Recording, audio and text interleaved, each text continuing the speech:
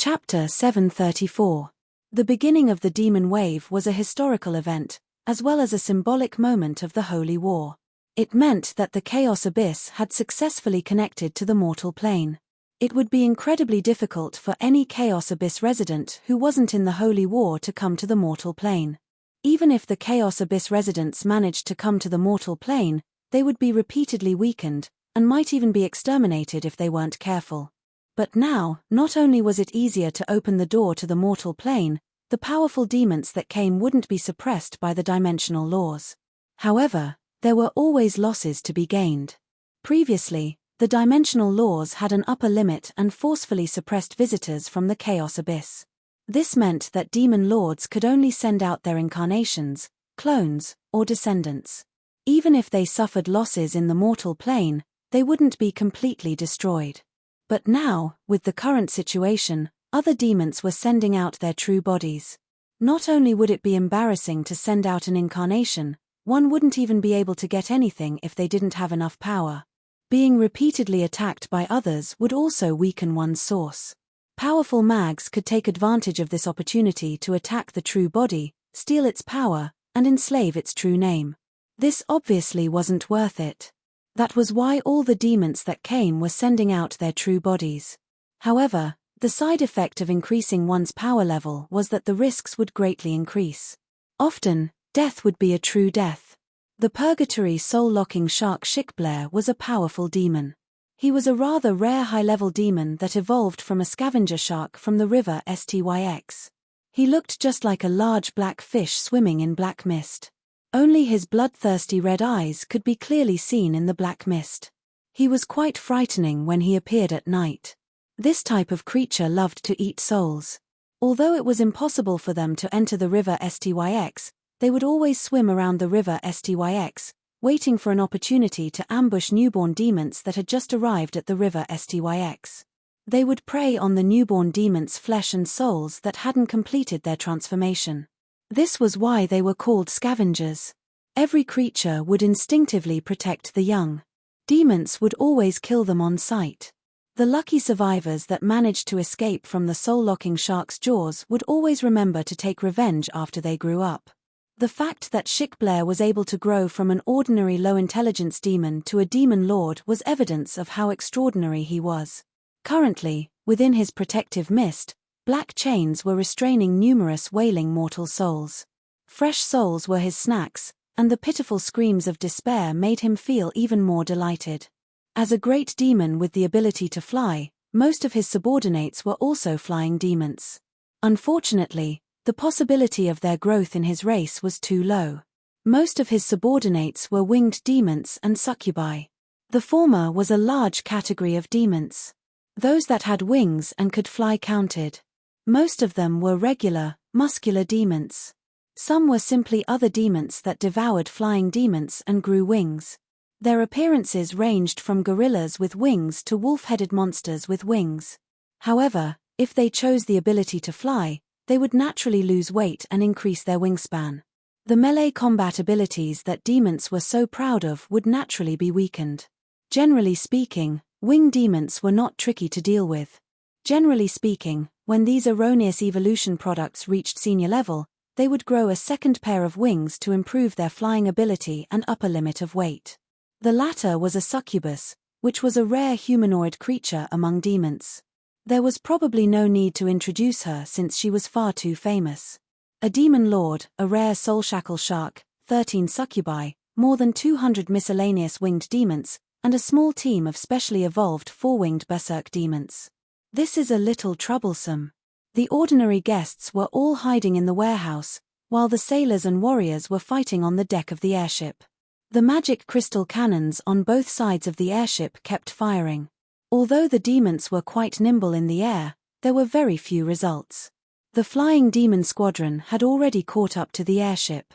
It would be impossible for the slow airship to shake off their pursuit. However, the demons weren't in a hurry to attack, as they were observing the situation on our side. "Master, please make your move." The demon that the captain of the airship managed to shake off was a warrior monk named Rakage. Have the warrior monks protect the airship? Who would have such a genius idea? I felt that this plan was becoming more and more unreliable. Everyone knew that the warrior monks were experts in close combat. As long as the distance was close enough, it would be difficult for the warrior monks, who were experts in close combat, to use their mid-range and long-range weapons. I myself had once been beaten up by the undead warrior monks, and the earth elemental god Amdaroken was the strongest warrior monks I had ever seen. His melee combat skills were basically like cheating. It wasn't that the warrior monks weren't strong. In fact, even high-level warrior monks were ridiculously strong. However, this job class probably had the shortest attack range out of all the job classes. Hire them to protect the airship. How would they attack the airship? Energy wave or origin bullet? Rakage appeared to be in his 30s, and he seemed quite young when he smiled with squinted eyes. However, he was already at the saint rank. This didn't mean that he was a genius, but rather that the warrior monk's job class was capable of slowing down the aging process. However, he was currently squinting his eyes and meditating, as if he had a card up his sleeve. No, perhaps Rakage has some special ability, such as a special bloodline or technique, such as a no-fly domain or a gravitational space. Perhaps Rakage even has a soul world. However, Harlois had a different opinion. Judging from how calm Rakage was, it seemed that he really did have some ability. The guards all came out. 1 saint rank, 3 legends, archers, swordsmen, mags, and even a bunch of silver and gold soldiers. Even gold, who used to be regarded as masters, could only be viewed as cannon fodder. It was truly amazing how the world had changed. Magic crystal cannons were quite powerful, but they were still a bit lacking when used against demons. Abyss creatures were born with excellent fire resistance, so it was quite common for them to resist explosions. Plus, demons were quite fast at flying, so these cannons wouldn't be much of a threat. In order to save money, it was also impossible for the airship to be equipped with escort airships to form a firepower system. In the end, it all depended on the regular guards. More than 10 winged demons were ordered to descend. They rashly attacked. Although this was only a probing attack, if they crashed into the wooden deck, they would definitely leave a hole in it. Rakage moved. He abruptly turned into a shadow, leaping and flashing continuously. Only the muffled sound of fists hitting flesh reverberated in the air. By the time he landed, the fallen demons had already become indistinguishable minced meat. Rakage then glared angrily at the demons that were still circling in the sky. The aura around him boiled as if he was preparing for some ultimate attack. "You've got guts. Get the hell down here." Alright then, we were taking things for granted too early. Was this the new generation's taunting ability? It would seem that hiring warrior monks to guard the airship wasn't because these warrior monks were special. If it wasn't for the fact that they were the only warrior monks available, it was likely that Rakage was simply trying to take advantage of the situation. After all, warrior monks were the cheapest to raise, and they didn't require any weapons or equipment. Warrior monks were the type who viewed life as bitter and self-tempering, so it would be the cheapest to hire them. Sometimes, Rakage would even only need to provide food and lodging. As expected, I can't take advantage of the situation. I even heard the mutterings of the man wearing a captain's hat. It would seem that this was how the advertisement for saint-ranked individuals to protect the airship came about. Since I was standing at the exit of the airship, how could warrior monks, who were skilled at training their senses, possibly not hear it? The middle-aged monk's face flushed red with anger, but he was unable to do anything about it. He could only viciously glare at the demons in the sky. The demons weren't in a hurry. Although they would have long since gone crazy for fresh flesh and souls, the recent days of hunting had already satisfied their instinctive desires. Now, they were more like a pack of wolves that moved for the pleasure of hunting. Unlike other demons, the soul-shackling shark Shikblair had no intention of staying in the mortal plane ever since he entered. He simply flew around as he pleased and enjoyed himself wherever he went. He would come down to hunt whenever he was hungry, and he would come down to hunt whenever he was free. The lone Sky Knight Knights were completely unable to stop him. The flying demons were roving bandits. Without a doubt, they were the most dangerous group of creatures. It would be impossible for ordinary villages to resist their attacks. Right now, the demons were circling around the airship. This was doubtlessly a type of test. If they met a powerful enemy, they would unhesitatingly turn around and flee. If they discovered that the enemy was no threat to them, then it was likely that everyone on the airship would be finished. So what if the warrior monks were capable of fighting? As long as he could sink the airship, everyone on the airship would die. Honestly, next time, I'll definitely recommend that they bring in Sky Knight. Even if they want to save money, they can't do this. Actually, if I didn't meet you, I probably wouldn't have met such an opponent. Harlois wanted to call me a jinx again, but I wasn't going to take the blame for that. Just how many levels are there in the endless chaos abyss? How many tens of thousands of demons are there? As the Holy War progresses, there will only be more and more demon hordes. Even if we didn't meet a demon this time, we'll meet a demon next time. It's already outdated to use the standards from 1 year ago. The demon wave has already ended, and we're already in the middle of the Holy War. Times were changing far too quickly. The standards that I had set yesterday might be outdated today. Even if my aura of misfortune increased the chance of accidents by 10 times, it would still be the same if I met a demon every 10 times. It would seem that the cost is going to increase. Wool comes from the sheep's back. Let's just double the price for the airship. Yep, in that case, let's just hire the dragons. They can even be used as a selling point to increase the price of the airship. I'll have a chat with Halent and Little Red when I get back. If we continue to save money, something will really happen. At such a time, it would be impossible for me to not take action. Sigh. I sighed, causing the air around me to tremble slightly. Everyone could hear my sigh, and then a violent wind started blowing as dark clouds gathered. Right after that, even though the weather was clearly getting warmer, snowflakes began to fall. The snowflakes suddenly transformed into a snowstorm. The wind suddenly became even stronger, and snow began to accumulate on the airship at a visible speed. Breaking through the bottleneck of semigod meant that my physical body no longer had any limitations. This was a foundational improvement. My ice magic power had also greatly improved. Controlling the power of the elements would also require a correspondingly strong physical body. Semigod was a major hurdle. At this point, even if my ice magic sword hadn't taken its final form yet, it wouldn't be like before, where I would have to rest for several months due to the recoil of magic from just casting a forbidden spell. This was the difference between mortals and non-humans. It was also the foundational reason why demons, angels, gods, and dragons were so unbelievably strong. Using their sayings, it would be that magic flows through my veins, my will can control the elements, and my anger can dispel any mortal's little toys. If a mortal's maximum elemental capacity was 10, then these gold tribes would be able to contain more than 100. The foundational difference in elemental mass meant that mortal spells wouldn't have much of an effect on them. This wasn't the first time I had seen a dragon use its angry roar to dispel a mage spell. This fact gave them the right to look down on mortals. They had the right to do as they pleased. Before reaching semigod, humans would only end up killing themselves if they messed around, just like lifting a truck with their physical body. Perhaps it would be possible for a short period of time, but if they weren't careful, they would end up killing themselves. After becoming a semigod and fusing with the highest level angel bloodline, I was definitely no ordinary semigod.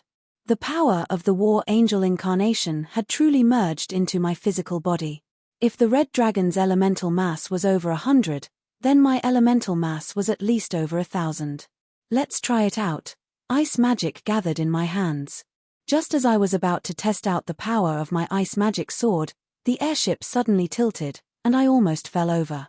I heard a sailor's exclamation outside the window. The airship tilted. The engine on the left has stopped working because of the snow. I paused in surprise, and the power of ice and snow in my hands naturally dissipated. Harlois was tugging on my clothes in order to prevent herself from falling over. She and I exchanged glances. I'm sorry. I don't know what kind of expression I should have at a time like this. Just embarrass yourself, just like always. The silly cat's smile made me want to toss her out of the airship. Meanwhile, a white-haired female mage hurriedly rushed over. As a legend rank mage, she would be far too weak if she couldn't sense the magical waves of a spell that was so close to her. Master Harlois, please stop casting your spell. The airship won't be able to handle it. This mage, who was so old that she was about to die, noticed that my face was covered in wrinkles. She paused in surprise for a moment before asking me to stop casting my spell. She even asked me to go to the deck and help her. I was already feeling rather helpless. Nothing had been going well for me recently. It was impossible for me to hide in the airship's cabin and solve the problem. I casually tossed aside my walking stick and suddenly grew taller. My aura and physical appearance simultaneously changed as I instantly transformed from an old man into a young man. I cracked my neck and felt much more comfortable. You actually want a passenger to protect themselves? You really should return the airship ticket. Why do I remember that you asked for a ticket from a local messenger? You didn't even spend any money. The silly cat continued to make fun of me as always. I directly ignored her attempts to convince me. Then I'll compensate you for the psychological damage I caused. I've been so poor recently. Since I can't cast a large-scale spell, then I'll use the Ice Magic Sword's Death Arena rules. We're going to fall off. 7 deadly sins. All the other passengers will die, and will still fall off. Or, can you control those vengeful spirits so that they don't harm anyone? I felt even more helpless now. I decided not to take an airship next time. It would be quite troublesome to even attack in such a special space. It would be fine if a group of succubi, winged demons, and other small demons came, but if a chaos main god blocked the airship, wah. I haven't even said it yet, and you're not even letting me think about it. I did my best to pry away the silly cat's hand that was covering my mouth. Was I such a jinx? She wasn't even letting me think about it. Roland. Come out. I already knew that you'd be on this airship. I've been waiting for you for a long time. This voice sounded rather familiar. Sophocles the Deceiver? It's Sophocles the Deceiver. Chapter 735. Sophocles had 2 wings, 2 horns, and a dark grey body that was quite fit. He had hands and feet, and he carried a great sword on his back. Sophocles' murky yellow eyes contained complex emotions. He stared at me with eyes that were even larger than mine. His gaze was filled with vigilance. Apart from the fact that he was slightly larger than me, there was nothing special about him. The airship isn't even as large as his fist. Are you sure that you call that slightly larger? TSK, so what if he's large? Who knows if he's just an embroidered pillow? Sophocles' gigantic head approached the airship's deck, and he breathed out a breath that sounded like lava from hell. However, this breath was actually just the breath of a gigantic demon. Roland, you're still the same as before. Sophocles' voice almost blew me away. The saint-ranked warrior monks and legends around me were all stunned by his demonic aura and couldn't move at all. Alright, a large one is indeed amazing. This was different from the day when I met Sophocles at the Hades.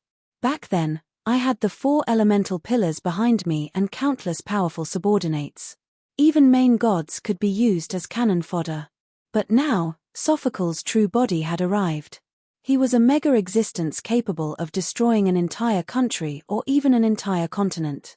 Sophocles' gigantic body reached the clouds just by standing up straight. Just judging by his size, this schemer who was skilled at trickery and deception seemed to be even larger than Denotes, the Chaos War god. He seemed more like a war god. Long time no see, Afu. What business do you have with me? Afu? No. I'm Sophocles. The venerated Chaos main god Sophocles. The demon main god instantly exploded. The smell of sulfur made me feel like I was inside a volcano. The airship's deck started creaking as cracks spread at a visible rate. TSK, TSK, TSK. Your temper is just as bad as before, Afu. Sophocles. I'm Sophocles the Deceiver, Sophocles the Deceiver, the idol of all deceivers and schemers, the wisest demon Sophocles. Alright, Afu. I shook my head, this guy. Sophocles Elostankavin Gast. I almost said my true name. I know you. This is your scheme. You want to trick me into revealing my true demon name. What kind of evil spell is this? Even the wise Sophocles almost fell for it. I sighed helplessly. Apart from using exclamation marks, this fellow also seemed to have delusions. Why didn't I realize that he was so funny back then? Afu, you're a great demon, yet you say others are evil? It's just that your IQ is low, Afu, right? Afu, how are you, Afu? Have you eaten, Afu? How's your mother? Afu. The great demon slapped its face with its claws, and the sound was like thunder. The black fish overlord behind him was trembling as it hid behind him, but disaster fell from the sky. The demon lord's claw landed, and the demon overlord was thrown into his mouth. Catcher. Sure enough, when you're in a bad mood, you have to eat a lot. Afu chewed with big mouthfuls and only calmed down after a long time. When he opened his eyes again, the red light in his eyes had returned to normal. He had already calmed down. Afu, do you still remember the feeling of being surrounded and beaten up by the abyss dragons? Huh. Just as I was about to continue teasing him, our small talk was interrupted. The white-haired female mage was pitifully tugging on my clothes. "Milord. Your Highness Roland." She pointed at the crumbling airship which was now full of cracks as she begged me with tears in her eyes. "Please stop teasing Afu. You're fine, but we can't take it anymore. Milord Afu, no, Milord Sophocles, please don't look at me like that. Please don't steal my soul." The white-haired female mage's legs kept trembling as the demon lord viciously stared at her. She was about to pee. The ground and her mage robe were all wet. It would seem that she had peed already. As a gentleman, it would be best for me to pretend that I didn't see anything. And so, I gave her a thumbs up and turned around to smile at the Chaos main god who was glaring at me angrily. "Good job, young lady. You're so fearless. I have high hopes for you. Come, let's pee together in front of the demon lord." As I said that, I really started taking off my pants in front of Sophocles. What? I wasn't a gentleman enough. A true gentleman wouldn't care about such senseless etiquette. I was using practical actions to alleviate the young lady's embarrassment. Since she was already dirty, then everyone else should be dirty together. That would make it seem like she wasn't too dirty. Well, at least in theory, wouldn't it? "Roland, don't even bother trying to anger me. I, Sophocles, am no newbie. I won't lose my rationality over such a small level of provocation. Before saying that, please let go of the pitiful succubus and four-winged berserk demon that you twisted into a dough twist. Also, take care of the pressure that you were emitting. Those demons were all killed by you." I chuckled and stopped teasing Afu. Sophocles' guess was correct. From the very start, I had been trying to anger Afu. Anger was a very interesting emotion. On the battlefield, some people would become more ferocious and powerful because of anger, while others would reveal flaws and become weaker. If I wasn't mistaken, Afu and I were both the latter. We were warriors who used our brains to calculate. Losing our rationality would only cause flaws in our traps and strategies, greatly weakening our combat strength. Perhaps angering Sophocles would indeed be rather difficult, but there was nothing wrong with trying. Even if I couldn't completely anger him to the point of losing his rationality, too much anger would still subconsciously affect the accuracy of my actions and the stability of my thoughts. That's right, I was already fully prepared for battle. From the moment that I saw Sophocles, I knew that it would be difficult for today's battle to end peacefully. I was already prepared for a cruel battle to the death. Demons were definitely no good people. Things like knight's spirit or fair duels were nothing more than jokes. Demons would unhesitatingly eliminate any enemy that could threaten them.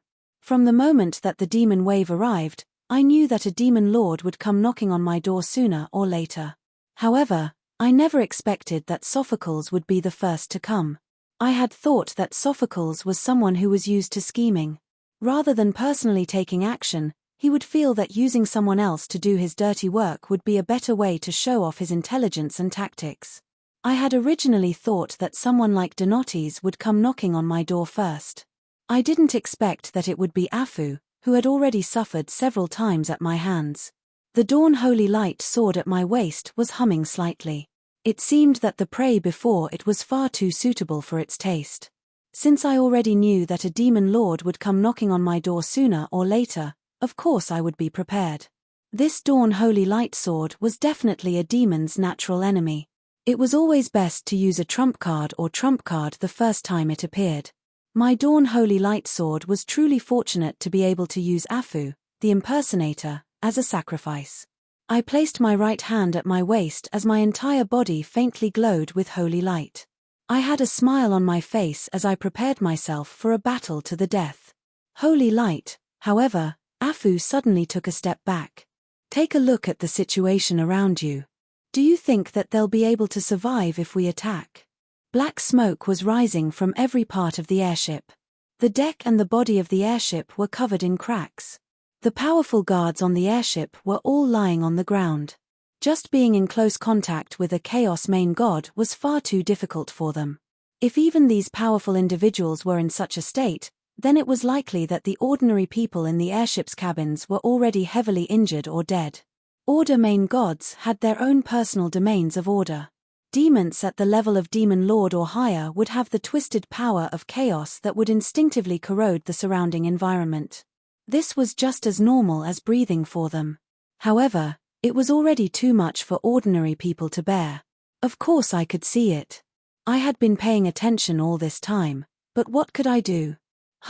Actually, I can return what you just said to me. I, Roland, am no newbie. Do you really think that these people can be used as hostages to restrain me? From the moment that you appeared, they were dead for sure. At most, I'll find a chance to make it up to their families and then attack you even more viciously. I smiled as I said my threat, but it was the truth. I would never hold back against a Chaos main god. Rather than having so many misgivings about restraining myself from attacking and dying because of the Chaos main gods, I would rather pretend that they didn't exist. At most, I would make it up to them in the end. If a Chaos main god came, they would die. That would be all. We didn't hide our conversation from others. The guards who hadn't died yet were looking at me with rather complex expressions. They probably looked at me with hatred and even fear. From a certain standpoint, choosing to board this airship was the cause, and their deaths were the effect. Their hatred wasn't without reason. Did they have no way to survive? No, they did. And right now, I was trying to fight for their survival. You used holy light to break through to semigod? I lightly flicked the hilt of my sword, causing the blade of holy light to shine with a pure light that lit up the entire world. Fu took another step back, this time due to his demon instincts. Yeah, I knew that you would come looking for me sooner or later, so of course I had to use holy light to break through. Right now, I'm probably the strongest holy light knight in the entire world. Fu hesitated for a moment, but finally did his best to squeeze out a smile that was even uglier than crying. Actually, I didn't come here today to fight you. I have some things to discuss with you. I chuckled. Was that really the case? Sophocles' personality wasn't the type to personally fight to begin with.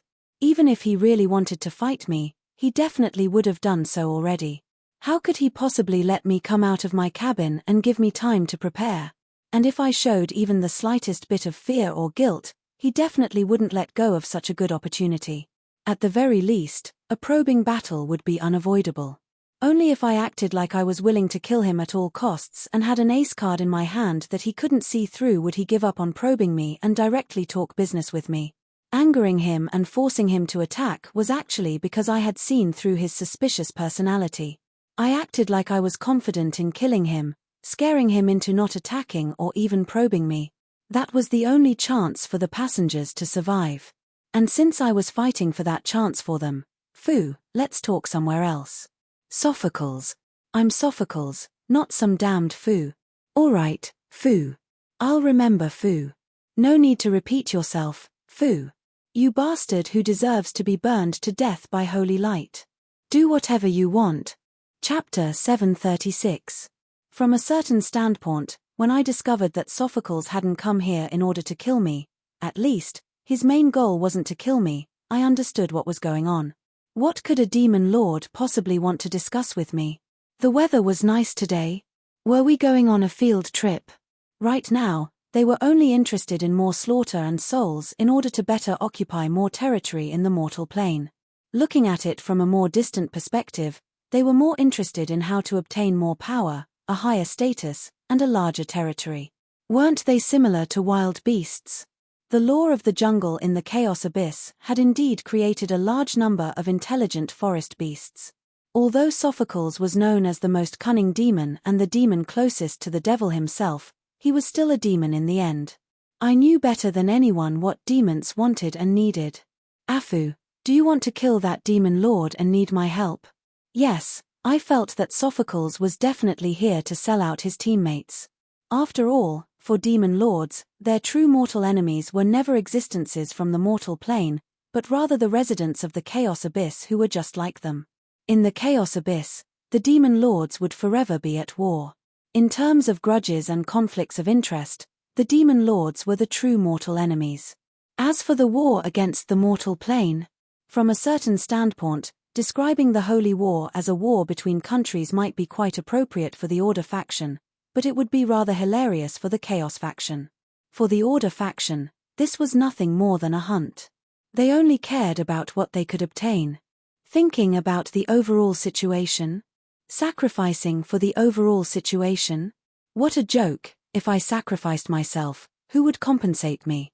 I was thinking about the overall situation, but did those bastards know how to think? In the long run? Did we have the long run? The territory in this war would belong to whoever obtained it first.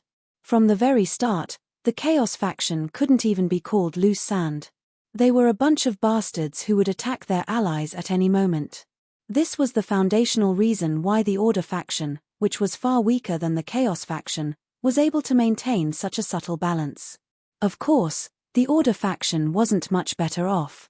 The Holy Church had just sold out San Antonio and even built a defensive line against the Mist Alliance in the Northlands.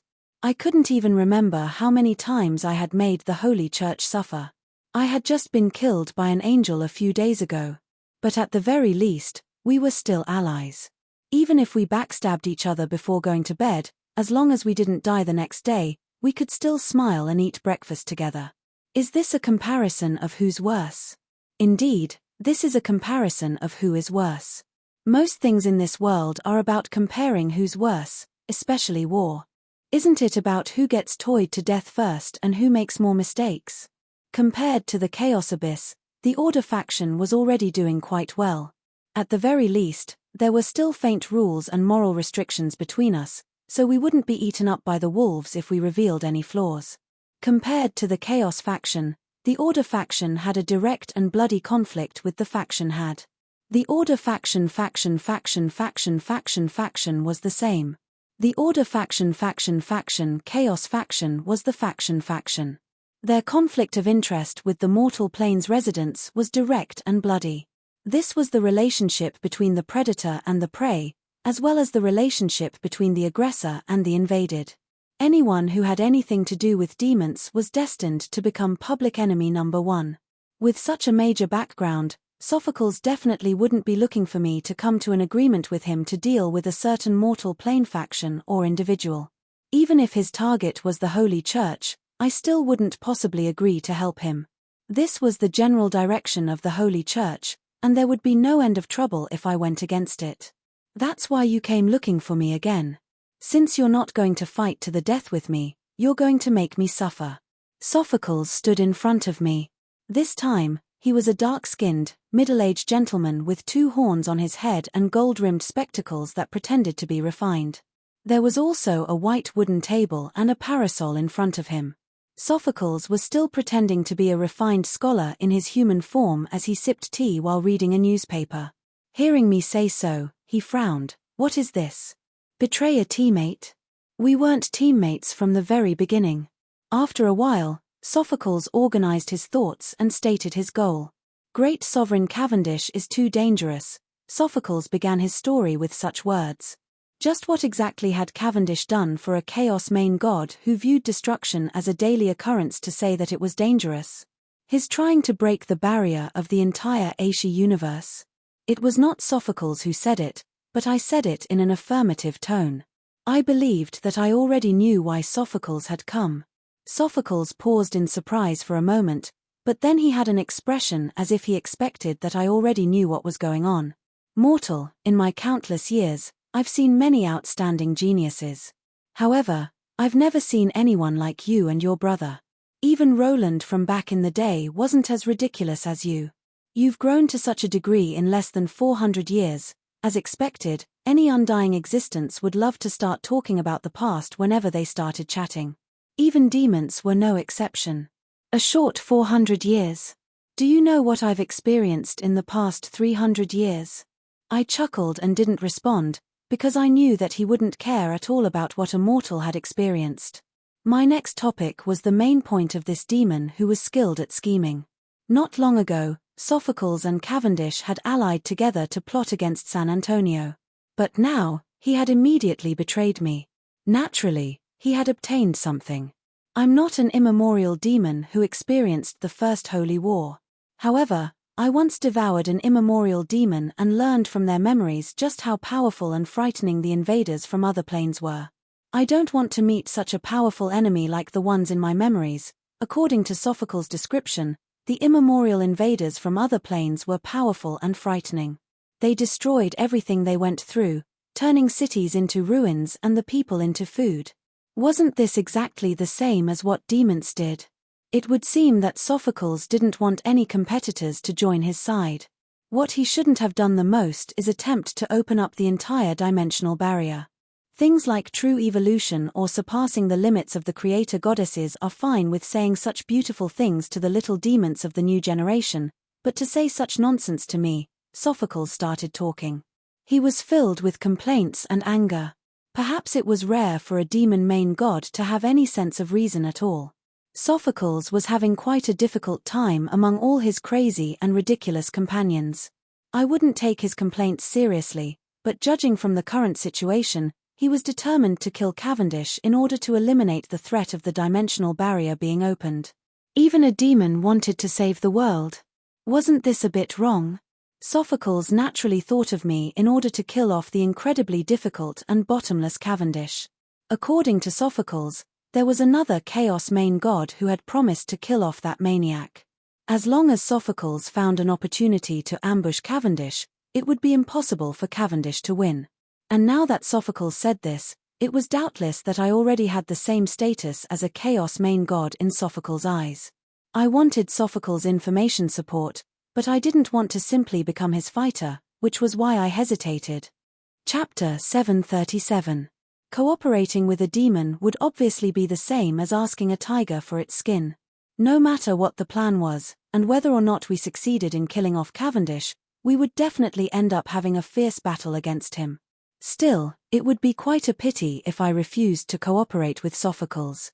Sophocles had accurate information on Cavendish, which was exactly what I needed the most right now. While I was hesitating, the next instant, a gigantic claw suddenly descended from the sky and attacked me. Unfortunately, Sophocles had only attacked Sophocles' shattered incarnation. Sophocles' true body hadn't even moved at all. Sophocles' true body hadn't moved at all. From the very start, we hadn't been talking about Sophocles' true body. I silently stood in the clouds and looked down at Sophocles, who was still sipping tea. It would seem that the time had come. This attack was only a signal. Some things didn't need to be said too clearly. No matter whether or not I agreed to join Sophocles' plan, I would need to display a certain amount of combat strength in order to have the right to speak. This was one of the rules of communication between the Chaos Lords.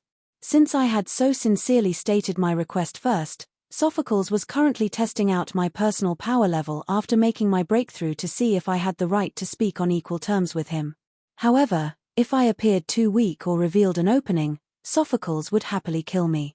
Of course, it was the same the other way around as well. How could I possibly miss out on a chance to kill off this powerful demon before me? Actually, since Sophocles had blocked my path today, this battle was unavoidable. You won't be satisfied if you don't test my strength. Although this battle had turned from a life-and-death battle into a test, the danger level hadn't decreased at all. The moment I revealed an opening or an obvious difference in power level, it would instantly become a life-and-death battle again. Holy light gathered around me as I took a deep breath. I gripped my Dawn Holy Sword with both hands and fully unfurled my angelic wings behind my back. For angels, wings weren't only for decoration or for flight. Their true purpose was to store and absorb even more power of order. From a certain standpoint, The number and quality of an angel's wings represented the upper limit of an angel's power of order. The more powerful an angel was, the stranger their wings would appear. 2 wings, 4 wings, 6 wings, 12 wings, metal wings, light wings, scorching wings, dragon knights, floating cannons.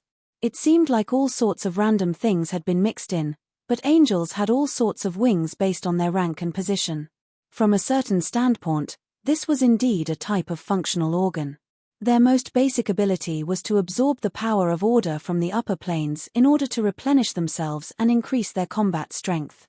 That was why their wings were always faintly glowing, and they were highly skilled in prolonged battles. I took a deep breath as I absorbed an endless amount of holy light from the upper planes. The entire world was bathed in golden light. Compared to the past, the gathering speed of holy light was at least 10 times faster. Previously, when I transformed into a war angel, it didn't change the essence of my life form. But now, my bloodline could give me actual power. War angel was the name of my order angel bloodline. On the ancient tree of power ranks, this wasn't a regular type of ancient angel. Instead, it was an honorable title given to ancient angels by the creator goddesses in certain domains. Its name explained the characteristics of this type of angel. There was no other reason than that war angel was skilled in combat. As the top-level warriors of the Order faction, war angels' greatest reliance was their ability to use the power of order. What else could possibly increase their combat strength more than the endless power of order? From a certain standpoint, this pair of faintly glowing golden wings was also a top-level myth-ranked weapon that specialized in absorbing and increasing the power of order. I could even faintly sense that the entrance to the upper planes where I was absorbing the power of holy light was located at the core of the Heaven's Pillar, Pillar of Order. The Heaven's Pillar was equivalent to the river Styx, and was the source of all power of order. It was also the only river of light that existences outside of souls couldn't possibly come into contact with. It would seem that the goddess of order had cheated yet again to be able to absorb the purest power of order from the Heaven's Pillar of Order. The entire sky was illuminated by holy light.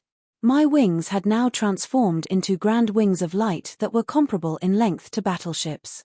However, I still didn't feel like I had reached my limit.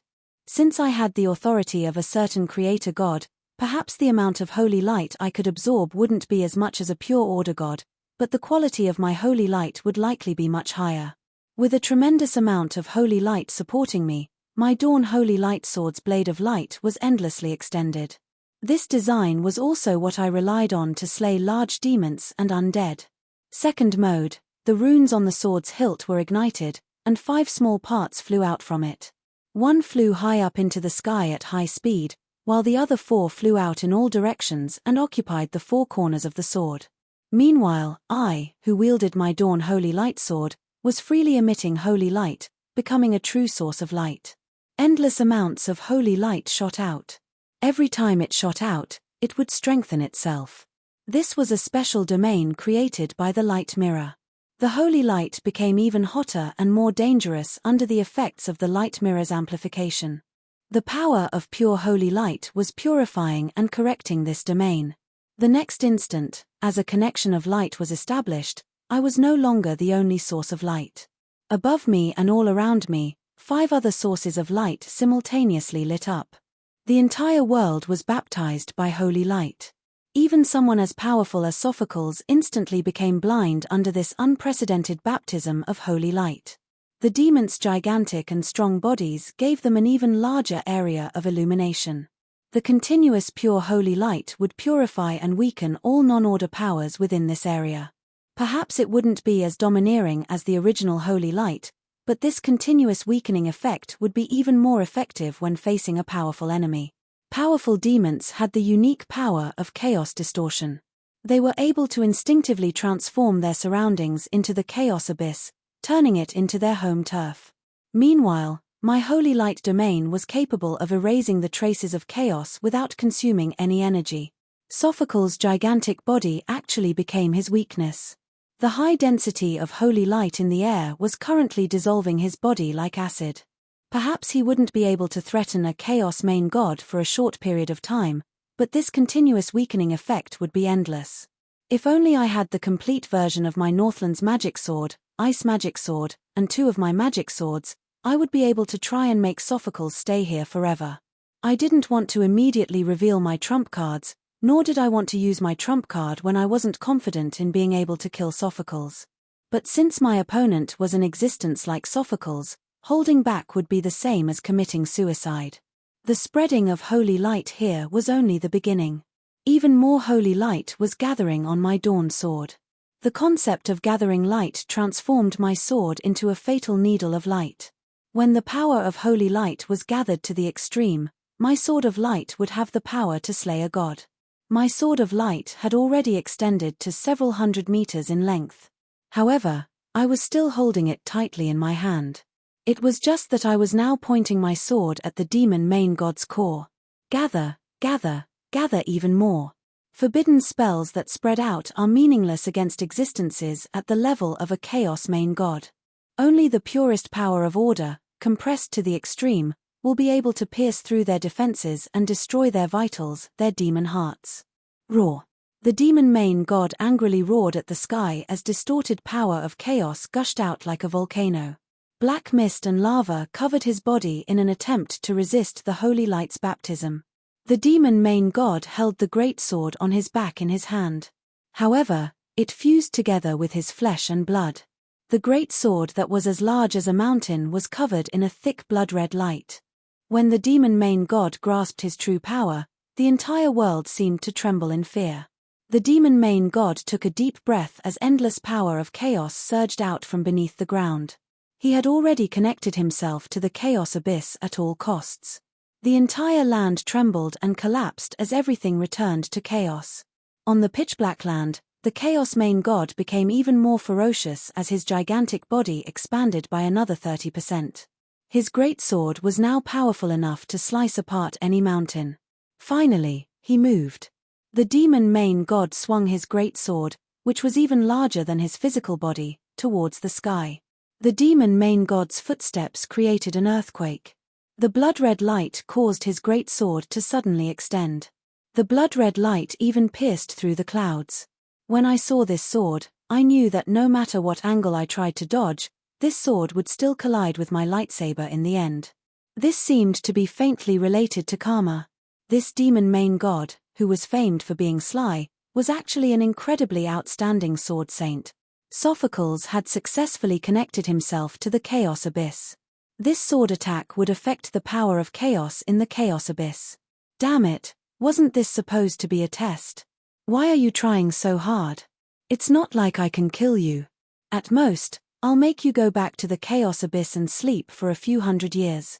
Currently, Sophocles was also cursing inwardly. Wasn't this supposed to be a test? Why was he using a nuclear bomb as his trump card right from the start? He was using a powerful attack right from the start? What kind of test was this? Of course, Sophocles didn't know that Roland, who had just broken through to Chaos Abyss, only had this trump card that was specifically meant to deal with demons. This was a holy light nuclear bomb that he had prepared to deal with any main god. Both sides were worried that the demon main god would turn the test into an ultimate attack. The result was that the demon main god would be fighting at full power right from the get-go. Sophocles used a powerful attack right from the start, but the other side was still holding back. Was Sophocles just waiting to die? Sophocles regretted his rashness. His goal was only to test whether or not Roland had a trump card that could threaten a demon main god. Not only did Roland have a trump card that could threaten a demon main god, Roland even used it on himself. If Sophocles had known that this would be a fight to the death right from the start, he wouldn't have been foolish enough to die together with Roland. But right now, whoever stopped first would be giving the initiative to their opponent, which would be suicidal. Asterisk buzz buzz buzz. Asterisk when the extended pure white sword of light clashed with the blood-red light, the entire world was filled with a buzzing sound. After a moment of silence, a giant grey pillar of light shot up into the sky. This was a gigantic pillar of light that extended endlessly. Even the airship that had left several hours ago could clearly see this pillar of light reaching into the sky. The next moment, the pillar of light continued to extend even higher, while an even more fatal shockwave began to spread. This shockwave would transform this wasteland into a completely uninhabited area. The power of order and chaos kept clashing and exploding. Even the creatures buried underground would be corroded and baptized. The shockwave kept spreading out as if it would never end. Even the airship that was several dozen kilometers away was barely surviving from the shockwave, becoming even more pitiful and damaged. They should be thankful. If they were still on the ground right now, they probably would have lost their lives already. Perhaps even a few decades later, this place would still be completely barren. Just like the holy wars of the past, this wasteland, which had once been the battlefield of main god-level powerhouses, would be recorded in history. It would be completely destroyed.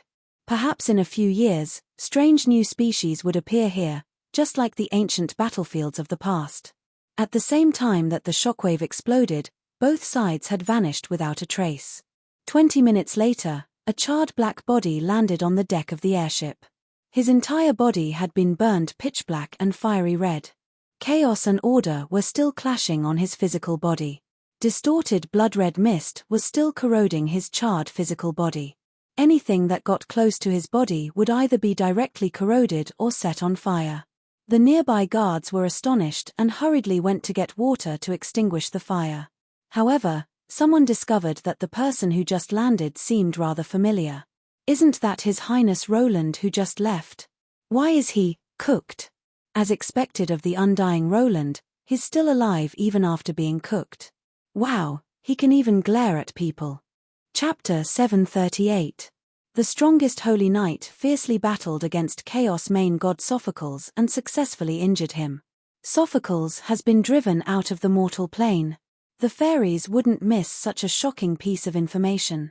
One day later, all the newspapers and magazines had this piece of information on the headlines. Some accurate information stated that Sophocles had fallen into the chaos abyss with burns all over his body. His injuries were definitely serious, and it was likely that he would need to rest for several hundred years. This was doubtlessly a major victory for the Chaos faction. It was likely that the Chaos faction would be the first main god-level powerhouse to suffer such a heavy injury. This was especially so since all the other battlefields were in shambles. Such a victory was even more encouraging. Since the demon wave was unstoppable and the Chaos War god's unstoppable destruction was still fresh in everyone's memory, Sophocles' defeat was doubtlessly a major victory. At the very least, Sophocles proved that even a Chaos main god could be defeated, and defeated by a single individual. The entire world was praising this major victory while selectively ignoring the dark history of the strongest holy knight. It wasn't that no one doubted the veracity of this information. However, the nameless wastelands had now become a dangerous battlefield filled with dimensional cracks. The traces of power that defied common sense doubtlessly proved how fierce and real the battle had been. For a time, even more people had a favorable opinion of the Mist Alliance. After all, high-level combat strength would always be the foundation for comforting people. Perhaps he wouldn't be of much use on the battlefield, but at the very least, he wouldn't allow the enemy's powerful individuals to slaughter the Mist Alliance. In this aspect, the Northlands had always been at a disadvantage. Before the gods of the Hades had appeared, the Mist Alliance's top-level combat strength had indeed been far inferior to the Holy Light factions. But now, this weakness had been made up for. The Holy Church was probably the most embarrassed to hear this news. This was not just illusory things like the comparison of strength and honor. Holy Knight was humanity's protector. This was probably common knowledge to everyone. Although this job was difficult, poorly paid, risky, and had a terrible working environment, the Holy Knight's reputation in the human world was top-notch. You could dislike the Holy Church and expel Holy Light believers, but you still had to maintain sufficient respect for a Holy Knight. Although the righteous Holy Knights were strict to others and even stricter to themselves, they would always be able to inspire and unite people in times of danger. This was the same reason why people would usually hate the police, but when something horrible happened, they would lean towards them. There will always be someone who isn't stubborn and smelly. You don't like him, but you need him and trust him. From a certain standpoint, the title of the strongest Holy Knight was also the title of the strongest protector of human society. This title wasn't just an honor, it was also a duty. It had always been exclusive to the Holy Church. Being called the strongest wasn't just a kind of vanity that came from comparison. Instead, it meant that when he was here, you could peacefully enter your dreams, because no one could defeat him. No matter how dangerous the situation was, as long as the tree didn't arrive, everything would be at ease. This was the feeling that Estrada gave people when he was still in the Holy Church. The most righteous Holy Knight. The fairest Holy Knight. The oldest Holy Knight. There were many titles, but none of them were as reassuring as the strongest Holy Knight. The strongest individuals in other job classes would never be able to obtain such trust. This sort of reassuring effect was doubtlessly what the current chaotic world needed the most. After Estrada's death, several top-level Holy Knights tried to wear this title as publicity. Their power levels weren't weak at all, and they were indeed Estrada's disciples in terms of inheritance. However, they needed time and combat results to prove their abilities. But now, they no longer needed to try proving their abilities. Being able to defeat a Chaos main god in a direct battle, or even just forcing him to retreat, was already something that far surpassed the comprehension of mortals. Even Estrada back in the day might not have been able to do this. The strongest Holy Knight Roland missed. Perhaps there had been people who doubted his claim to be the strongest Holy Knight back in San Antonio, as well as the fact that he claimed to have obtained the inheritance of the Guardian Hammer. But now, all doubts had vanished. He, Roland Mist, had doubtlessly inherited the title of strongest Holy Knight. However, this wasn't necessarily a good thing for the Holy Church. That was because several months ago, this strongest Holy Knight had just killed the god of Holy Light's right-hand man, the Blazing Angel. Some things couldn't be made public. Roland and the Holy Church would forever be enemies rather than allies. When considering the Yongyea era and the Mist Kingdom's messy affairs, no matter how nice the relationship between me and the Holy Church sounded, the most I could say was that we were on good terms. But behind the scenes, I really wanted nothing more than to kill the Holy Church. In that case, the Holy Church would probably be in the most awkward situation right now. The Holy War system that the Holy Church had worked so hard to create was no match for the contract hero system that was driven by benefits. The Holy Light's legitimacy was being questioned, and even the Holy Light's guardian honor seemed to be getting further and further away from the Holy Church. Of course, I wasn't in the mood to think so much right now, nor did I know that the fairies were participating. The entire world was either astonished, cheering, or jumping for joy over this news. Damned Sophocles, he attacked me so heavily, from a certain standpoint, that passenger airship named Forward had helped me out greatly. If I had been lying in the wastelands covered in heavy injuries, I didn't know how much trouble that would have caused. I really had to thank my special trait of being unable to be detected. Otherwise, people would have found me long ago and turned me into dust. I need to recover from my injuries again. This time, it'll take several months. I fell into deep thought as I lay in the captain's cabin and gazed at the unfamiliar ceiling. Could it be that I had some sort of destiny with airships? I had to be hospitalized the moment I boarded. Fine, I was just making things up. My injuries this time seemed quite serious, but they were actually only some flesh wounds. After becoming a semigod, one's physical body's recovery abilities would greatly increase. Normally, it would still take several months to recover.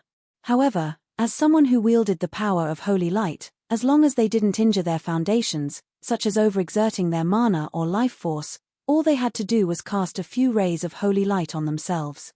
Ordinary people wouldn't be able to receive too much Holy Light healing in order to avoid overexerting their lifespan. This was basically meaningless for semigods, especially semigods who wielded the power of Holy Light. This was also the foundational reason why high-level Holy Knights were so disgusting to demons. Holy Knights had thick skin and flesh, and any contact with them would even injure chaos creatures. They would even self-destruct at the slightest provocation if they were forced into a corner.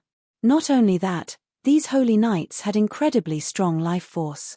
As long as their heads didn't fall off, it would be very difficult for them to completely die. Anyone who encountered a Holy Knight would feel like a cockroach that wouldn't die. Also, since I wasn't seriously injured, how could Sophocles, who was far more powerful than I was, possibly return to the Chaos Abyss with such heavy injuries?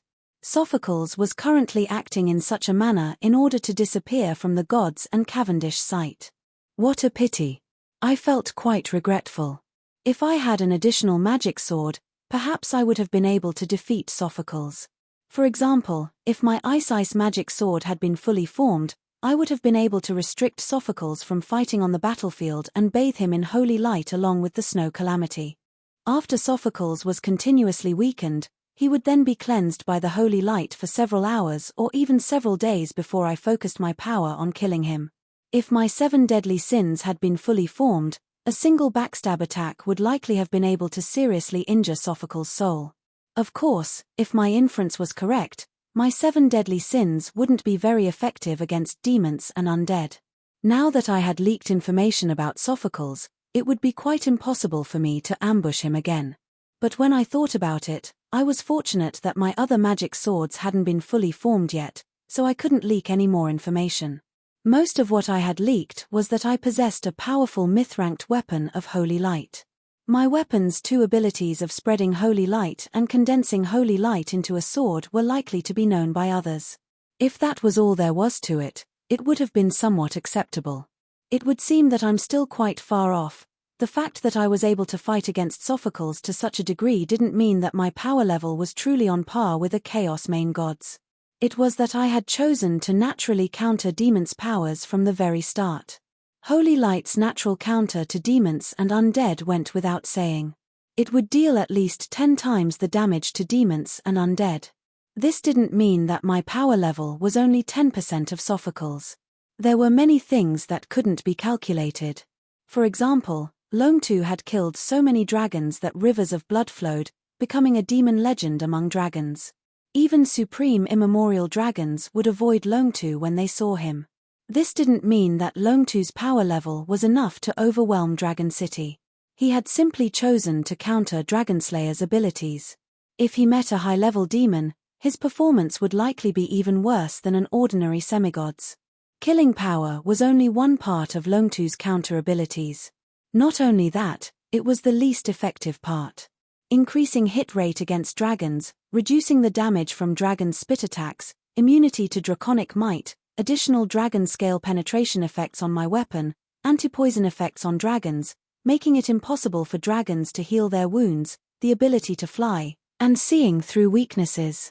All of these disgusting effects were far more effective than simply increasing Longtu's attack power. After all, attacks that didn't hit would mean nothing. Attacks that didn't break through Longtu's defense would mean nothing. Naturally, Longtu wouldn't receive any damage if he didn't live long enough. All of these abilities would instantly make Longtu the natural enemy of dragons. Every single one of his attacks would hit a vital point. He would ignore Longtu's spit attacks and claw attacks. As long as his opponent bled, they would die.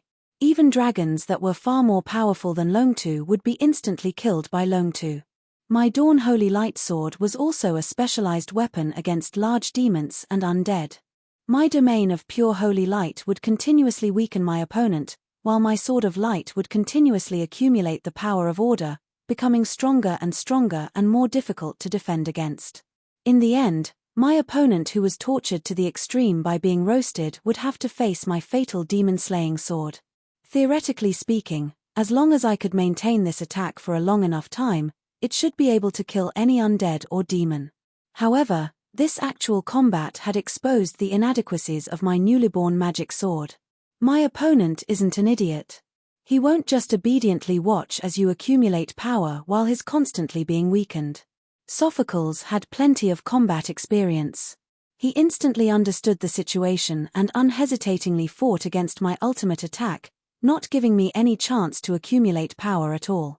If Sophocles had chosen to escape from my domain of holy light from the very beginning, I wouldn't have been able to stop him at all. At this moment, I really felt that there was a flaw in my ability. It would seem that I need to think of a way to quickly create a second magic sword to restrict Sophocles' movements. Otherwise, if I meet an opponent at this level again, I'll really... Wah! What are you doing, silly cat? I spat out the feather pillow in my mouth as I angrily looked at the silly cat who was pretending to be innocent. Did she really think that I was a jinx? Was I really that clever? Did she think that a main god would appear just because I said so? Did she think that main gods were like cabbages that could be found anywhere? However, the ship's alarm suddenly started ringing, causing me to swallow my words. Chapter 739. The floating passenger ship Forward was manufactured in the Ottoman Shoro shipyard. It was a 107-meter-long luxury passenger ship named Fortune. The ship had 2 third-class cabins, large public cabins, 90 second-class cabins, 3-person rooms, 50 first-class cabins, 2-person rooms, 3-person rooms, and 20 VIP rooms, 10 2-person rooms and 10 single-person rooms. The ship had a theoretical capacity of 500 passengers, with an average capacity of 340 passengers. Unlike future large-scale passenger ships that had their own game rooms, dance halls, and swimming pools, the first generation of floating airships didn't have mature passenger technology. Most of the ship's cabins were just engine rooms and energy pools that were constantly operating. Even if there was extra space, considering the current harsh environment, some magic crystal cannons and aerial night would be installed. Although it had been 3.5 years since the airship was first constructed, and it had already made nearly 100 round-trip flights, the crew's attentive maintenance and powerful financial support made it look just like a new airship. Captain Knott had always been proud of being the pilot of this airship. He even privately referred to this airship as his most beloved daughter. But now, perhaps even his daughter's father wouldn't recognize this airship. The smooth, dark yellow deck was now covered in cracks. One of the airship's 4 engines had completely stopped working while emitting black smoke, while the other engine would stop and turn. The result was that the airship would frequently tilt, scaring the pilot to the point where he didn't dare to relax. After half of the airship's sails were burned away, they were directly abandoned. However, the empty flagpole wasn't alone, because it had already been broken. Even the uppermost VIP cabins had been completely destroyed. Fortunately, when the shockwaves arrived, everyone had taken refuge in the large cabins, which was why no accidents had happened to the important guests. Right now, only the royalty, major nobles, and major merchants of the various countries could afford the suckers' VIP airship tickets. If several dozen of them died at once, perhaps even the ship's owner wouldn't be able to bear the consequences. The VIPs were quite reasonable. It was just that the vice captain, crew head, chief officer, and other high-ranking crew members' cabins had all been given up to the VIPs who were still in shock. The captain's cabin, which had the most luxurious decorations and the most complete facilities, it had already been taken up by the guest who had hidden his identity and boarded the airship. Captain Knott had 20 years of experience as a smuggler. However, during the war against the Sea Tribe, he voluntarily joined the Ottoman Navy and piloted an armed cargo ship to attack the Sea Tribe supply lines. He fought here and there for 3.5 years. Although his combat results weren't astonishing, he was still a qualified soldier. After Lady Storm died, the entire Ottoman Empire's Ottoman capital became clear. Knott also chose to retire. Later, the Ottoman government considered his past and recommended him to be the pilot airship's captain. At the very least, he had done quite well in the past few years. As a former Ottoman soldier, how could he not know about Roland? Without reinforcements from the Mist Alliance, the Ottoman capital would likely still be in a state of chaos. Roland's name was directly connected to Lady Storm's death.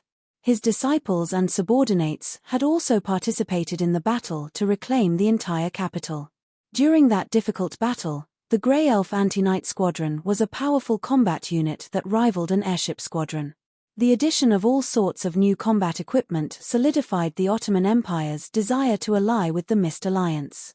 Not only was the Ottoman Empire realistic, it was also how countries interacted with each other. Weak countries wouldn't have diplomatic relations, while strong countries wouldn't do anything and would have people follow them. This was nothing new at all. That was why the captain unhesitatingly protected Roland the moment he recognized him. That's right, he protected Roland. Roland's entire body had been burned to such an extent.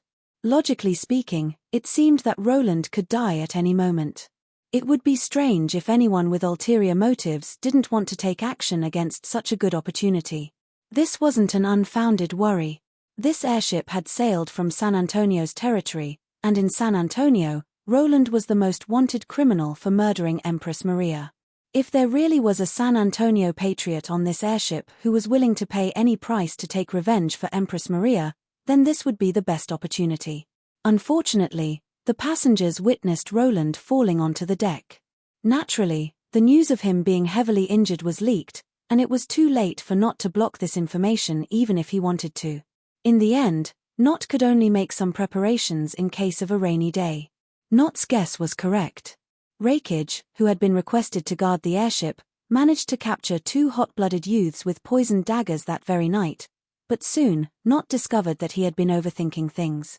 In just a few hours, Prince Roland regained consciousness at a speed visible to the naked eye. He then complained about how he was bored with recuperating and wanted to have some fun to pass the time. Nott could only helplessly send out his first mate and several powerful guards to play cards with Roland to pass the time. In less than 2 hours, all of them were released. The reason? This injured Roland, the strongest holy knight, had actually won everyone's money in just half an hour. His miraculous gambling skills and his cheating skills made people wonder if he really was a holy knight who believed in abstinence and strict self-discipline. In the end, Roland said something, and Captain Nott no longer acted as a protector. "There's no need to protect me. Even if I'm injured, anyone that can threaten me can ignore you all." Although this was rather discouraging, Nott actually heaved a sigh of relief. After all, if Roland died on the airship due to his own responsibility, nobody would be able to take responsibility for that. Fortunately, the second half of that night was rather peaceful. As dawn arrived on the second day, Holy Knight Roland's external injuries had all disappeared without a trace. In fact, he even started gambling with ordinary customers in the restaurant. Nott had heard that powerful individuals all had many strange fetishes. For example, a certain powerful individual from the Mist Alliance married multiple princesses and started a harem even though she was a female. A certain emperor from another country would talk to a stone statue whenever he felt too stressed. It was even said that Nott's own empress was tired of dressing up as a man, while the emperor had a fetish for dressing up as a woman. Of course, these were all rumors that had no truth to them. Nott would usually just laugh at such rumors and not take them seriously. Sometimes, during long journeys, male sailors would be just as gossipy as the sailors. They loved to gossip about the powerful individuals. After all, the best way to improve the friendship of colleagues was probably to badmouth their superiors together. But now, it would seem that such ridiculous rumors weren't completely baseless. At the very least, this prince from the Northlands was just as the rumors said. He definitely wasn't a proper, orthodox holy knight. Rumors said that he was extremely knowledgeable, but he never used his knowledge on the proper path. More than 30% of the gambling industry and pornographic magazines in the Northlands were under his control. His legendary super mercenary group, the Absolute Gentleman Alliance, was his tool for controlling the entire Northlands. Arms trading, mercenary trading, elven and beastman human trafficking. These were all things that ordinary people wouldn't even dare to imagine, yet he controlled them all. He was the throne in the shadows, the uncrowned king, the man who couldn't be offended in the Northlands, the last Mist Knight of the Northlands, and the ruler of the underground. He had a series of unofficial legendary titles. There was a saying that in the Northlands, you could offend any ruler of the Mist Alliance, but you definitely couldn't say a single bad word about Roland. Otherwise, no matter where you came from, you wouldn't be able to return alive. I really couldn't tell that he was such an amazing person. He's a holy knight who knows how to gamble in the underworld, and is obviously cheating. It's unimaginable, and yet, nobody has ever questioned his character. However, compared to the legendary titles of the Holy Knight and the strongest villain, His Highness Roland seemed to be much easier to deal with. No matter if it was the former captain of an Ottoman warship or a smuggler who traveled all over the world, Nott could be said to have seen many things. In his line of work, the most important thing was to be able to recognize people. Nott had met countless people, but he had never met someone like Roland before. It wasn't that he hadn't met semigod or myth-ranked individuals before. In his eyes, no matter which faction, all undying individuals had the same characteristic: they didn't treat ordinary people as humans. He would occasionally meet some undying individuals who cared about their reputation and would say nice things, but would always maintain a certain distance from ordinary people. It would be quite simple. When eating, food would be delivered to Roland's room. When bathing, he would want to have his own time and space. He would casually make a request, or even something as simple as adding spices to his food, which would cause his subordinates to run errands for him, and he would even think that it was only natural. It would be even worse if he had a noble status or an outstanding bloodline. He would be giving you face just by glancing at you. No matter how nice he said things, if you gave him coarse black bread for lunch, he would instantly turn hostile. Someone like Roland, who was clearly a top-level beyonder, was actually fighting with ordinary people. No, he truly viewed himself as an ordinary person. He ate black bread, drank sour ale, gambled with drunkards, and even reneged on his debt if he lost. He was enjoying such a life, and he even pretended to be drunk to scam drunkards out of their money. Not had never seen a level 4 individual like Roland before. At the very least, he seems much more comfortable than those beyond us. A cold wind blew past. A new dawn was slowly rising from the east. The night wind was the most hurtful in the period before the sun rose. Not carefully pulled up the collar of his coat to make himself more comfortable. Not relaxed a lot of his worries. All of this was just hearsay, and it didn't have much to do with him. No matter how he felt about Roland, it wouldn't affect his mission.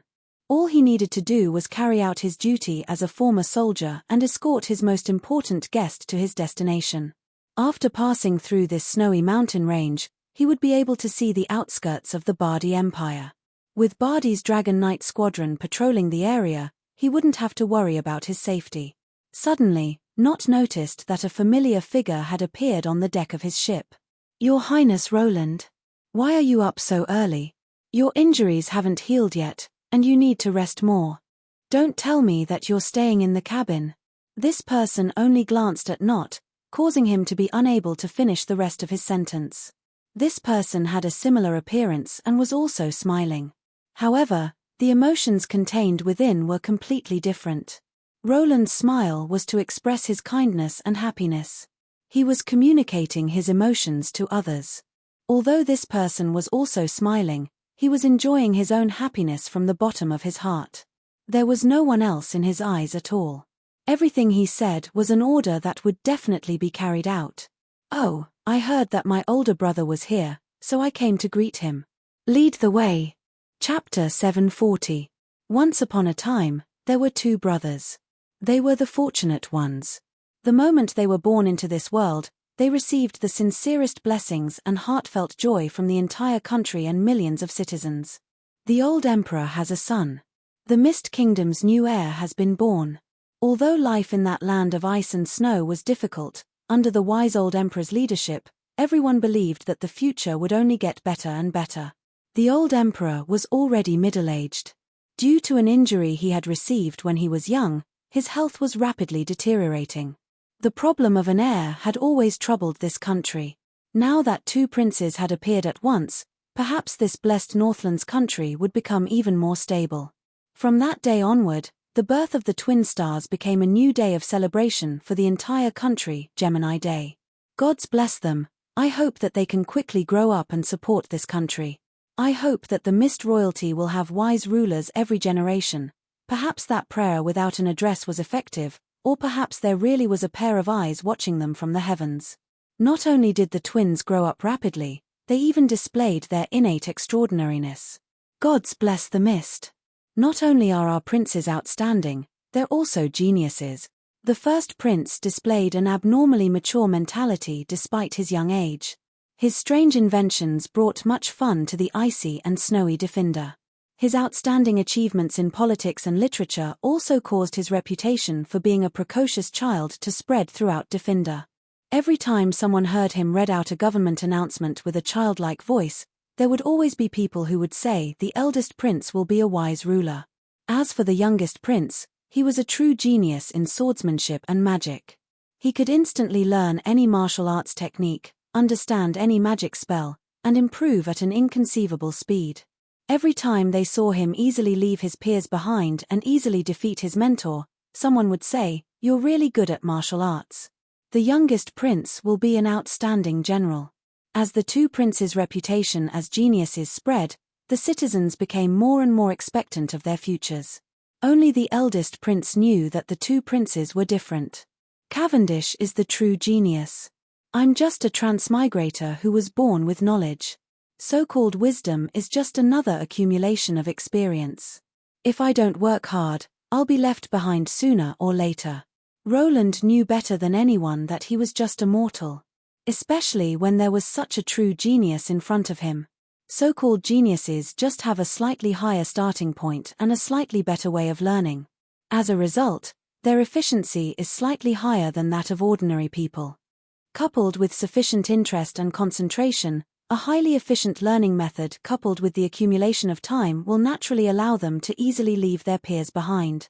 In the eyes of ordinary people, they are probably geniuses. On the other hand, his younger brother, who was only a few minutes younger than him, had easily shattered his inherent concept of a genius. This wasn't some highly efficient method of understanding or learning, but rather an instinct that allowed one to learn with just a glance. This wasn't the accumulation of time and sweat. Just a casual swing of the sword would allow him to unleash sword energy. He had been practicing for 3 days and becoming a sword saint in less than 3 days. His naturally sensitive combat instincts allowed him to defeat an old general who had experienced hundreds of battles in a chess game. Martial arts, military affairs, and magic were all things that he could understand with a single glance. He could learn how to compose music by listening to someone's humming. He could deduce a language dictionary by looking at hieroglyphs. Even though he wasn't good at politics, he was still quite skilled at it thanks to his wild instincts and outstanding relationships. It's quite simple. Why are you all so serious? Brother, you're so stupid. You don't even understand this. Hurry up and finish your homework so we can go play. His childish words revealed the difference between truth and cruelty.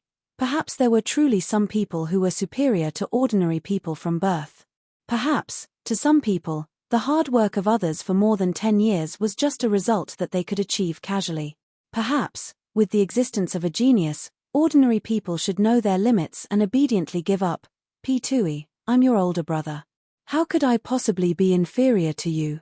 However, Roland was someone who didn't know what it meant to give up. That's right, even if I couldn't become a sword saint in 3 days, I could at least spend 3 years.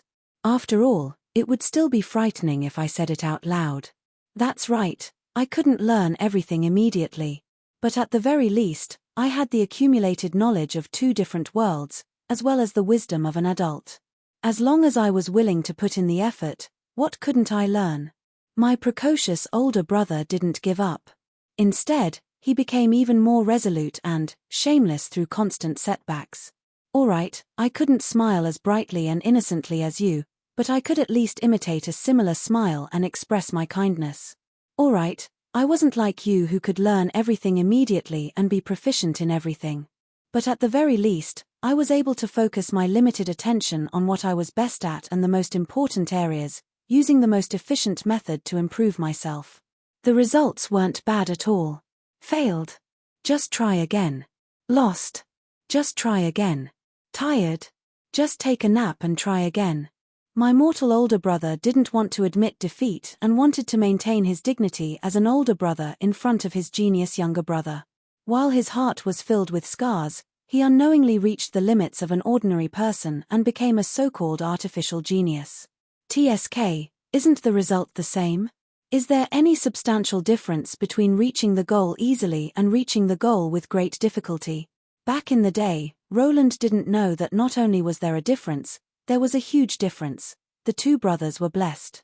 They had far too many people who loved them. The 2 brothers were unfortunate. There were far too many shadows watching them from behind. In the end, the 2 brothers lost everything. But at that moment, their different personalities and lives diverged for the first time. The 2 of them had fundamentally different understandings of their own misfortune. And this difference in understanding directly led to the divergence in their lives. It's all because I wasn't strong enough that all of this happened. If only I had worked harder earlier, no, if only I had been 10 times stronger than I am now, those bastards wouldn't have been able to harm us. The genius younger brother fell into self-blame. He regretted wasting his talent and time in the past. He regretted why he wasn't strong enough. After he borrowed power from the Chaos Abyss for revenge, he also stepped into the Chaos Abyss. That was because only the Chaos Abyss, which represented evolution and chaos, could satisfy his desire for power. Being weak is a sin. The final sentence he said before stepping into the Chaos Abyss was his final obsession as he abandoned his past and pursued power. The mortal's elder brother had also sunk into self-blame. However, his sense of self-blame was somewhat different. I shouldn't have trusted the Holy Church. I already understood the true nature of the God of Holy Light, yet I still trusted those bishops. I was foolish. I should have long since seen through the wild ambitions of the surrounding countries. No, I should have spared no expense in establishing a few loyal allies and playing a game of diplomatic balance. There were also problems with the food supply routes back in the day. The Northlands were far too lacking in food. I should have established a few more stable food merchants. The new gunpowder wasn't installed yet. It should have been too early to improve weapons and equipment. Regarding the same misfortune, the genius younger brother could only think of one reason, while the mortal elder brother could think of hundreds of shortcomings. Then, just like in the past, he recorded every mistake and uneasiness in his diary, reminding himself to be careful not to repeat the same mistakes in the future. Then, he made up for the shortcomings bit by bit. After that, the two of them only faintly heard news about each other, but they never met again. Just from the rumors, they knew that the two brothers were no longer the same type of people.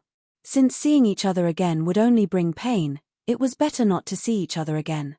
However, the two of them had a faint mutual understanding.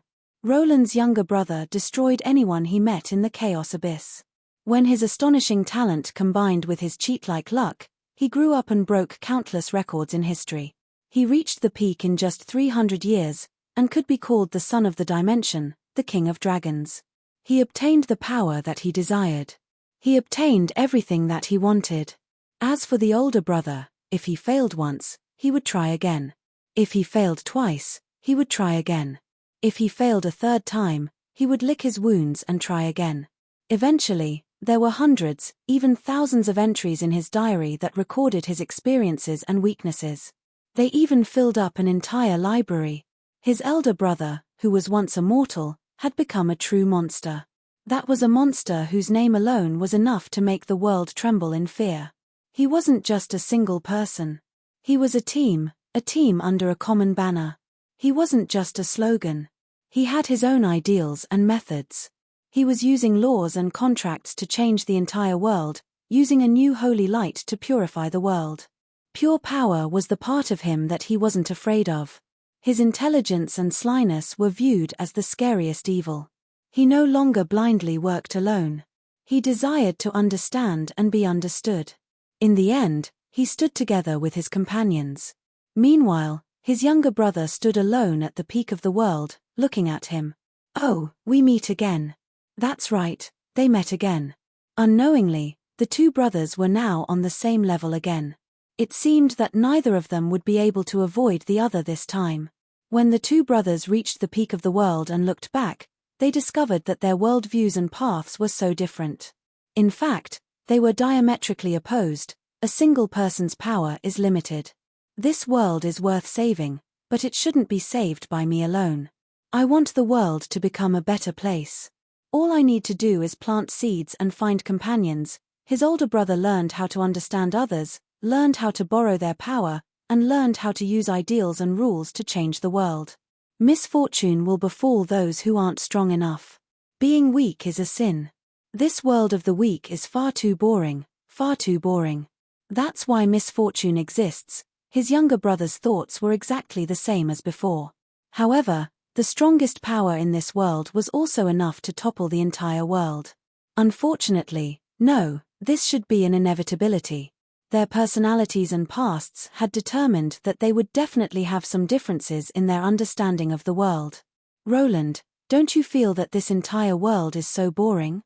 This entire sealed world is just a boring arena. Today, you kill me, and tomorrow, I kill you. There's no fundamental change. It's just like two insects fighting to the death, but they don't realize that the adults beside them are just watching them like it's a joke. I'm going to open up the barrier. I'm going to jump out of this boring box. I'm going to allow this stagnant world to begin evolving once again. I'm going to solve this boring holy war from the very foundation. Closing the door because you're afraid of a challenge? You're afraid of true evolution, but you're fighting in the so-called Aishi civil war because you want power? Don't you think that's foolish? Roland smiled. However, his smile seemed forced and tragic. He could already see what would happen next. However, there were some things that he couldn't allow to happen. Brat, what you say makes a lot of sense. I admit that the two creator goddesses of order and chaos are foolish enough to do such a foolish thing, but I refuse to agree. Evolution? That's right, I admit that no matter how harsh the environment outside is, some existences and species will survive and complete evolution. Perhaps in the end, the Aishi dimension will become even more powerful than it is now.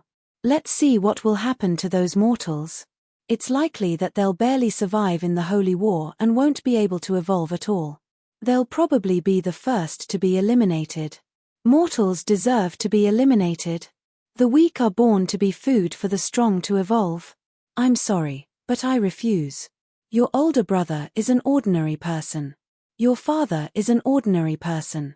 Your mother is an ordinary person. Your entire family is an ordinary person. Cavendish, you little bastard who doesn't know the immensity of heaven and earth.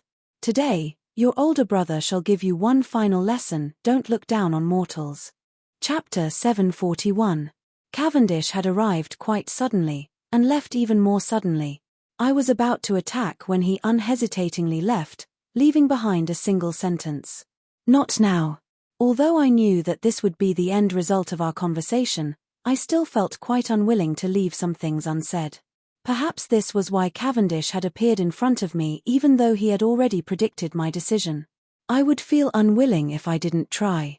I sighed and felt rather sad, but there was no possibility of regret. I could understand Cavendish's reasoning. That was because, in a way, countless misfortunes had originated from this sealed world. The goddesses of chaos and chaos were afraid of powerful invaders from other dimensions. They desired for themselves and the species they created to become stronger. However, they disagreed on what it meant to be strong, which finally resulted in a holy war. Theoretically speaking, a holy war would be impossible to have an end. That was because neither chaos nor order would be able to completely destroy the other. Even if one side was completely destroyed, a new order or chaos would appear as time passed. From a certain standpoint, sacrifices weren't completely worthless. Although the path was quite complicated, the overall power level of the entire mortal plane was constantly improving. Although ancient species, and ancient gods sounded quite cool, their methods of using power were rather primitive and crude. Their weapons and equipment were also quite primitive. Their concepts were all rather old-fashioned and shallow. Of course, the ancient ones who were able to keep up with the times were powerful. However, even more ancient species had been unknowingly left behind by the times, becoming ancient artifacts that only the tears of the times. There were plenty of these ancient species in the Chaos Abyss. Although they were famous, they might not necessarily be able to defeat a brat who was only several hundred years old in a real fight. In the past, angels, giants, and dragons had all relied on their outstanding physical strength to fight. Even wood and rocks could be used as weapons. Now, not only were they armed to the teeth with high-level equipment, their magic and martial arts techniques had been passed down for countless generations. They had countless curses and ultimate techniques. The ancient species' direct attack methods were as childish and laughable as hoodlums' punches. It wasn't that the ancient dragons from the god and demon era were so powerful that they were undefeatable. It was that the powerful dragons of the past were able to survive for so long that they were called ancient dragons. Naturally, they would have been polished to an unimaginable degree by the passage of time. Ancient god equipment. Let's see if it's rusted first. Powerful ancient species. How's your old waist? Can you still jump? Cough, I was getting off topic. Although there were always people who liked to talk about how everything was fine in the past, in my opinion, the entire generation was still progressing. The four major elemental magic from the Elven Empire's era had already been developed to the point where there were hundreds or even thousands of branches. Even if a legendary and incomparably powerful archmage were to be thrown into the current generation, he would probably have to study for 30 years first. Time will always progress. This was something that I had always firmly believed in. Although inheritance sounded rather abstract, as long as words and history existed, the entire world would naturally move forward. Blindly worshipping the world would be unnecessary and even more foolish. However, not to mention the mortal races, even the two goddesses themselves didn't know if this progress was enough. It was like a cage. No matter how the beasts inside fought, they wouldn't know if they could defeat the beasts outside. This analogy seemed a little inappropriate. Then, it was like the examinees before the college entrance examination. They wouldn't know if they had prepared enough until the day of the exam. Once this cage was opened, there would naturally be no need for this periodic war to exist. But I knew that Cavendish didn't wish for the war to stop. What he longed for was the opportunity to evolve, to reactivate the time needle of this world that had fallen to a standstill. An indefinite war between races? Are you kidding me? Maintaining the balance of the cycle of reincarnation? What does that have to do with me? Is it really that interesting to keep going around in circles? As long as I opened the door to this world, the entire world of Aishi would naturally welcome a baptism from the outside world. At that time, it would be nothing more than survival of the fittest. Those who survived would be the strong, while those who died would be the unlucky and weak. I could understand that it was better to get the pain over with than the pain over with. Secluding the entire world was quite foolish to begin with. However, understanding definitely didn't mean that I agreed.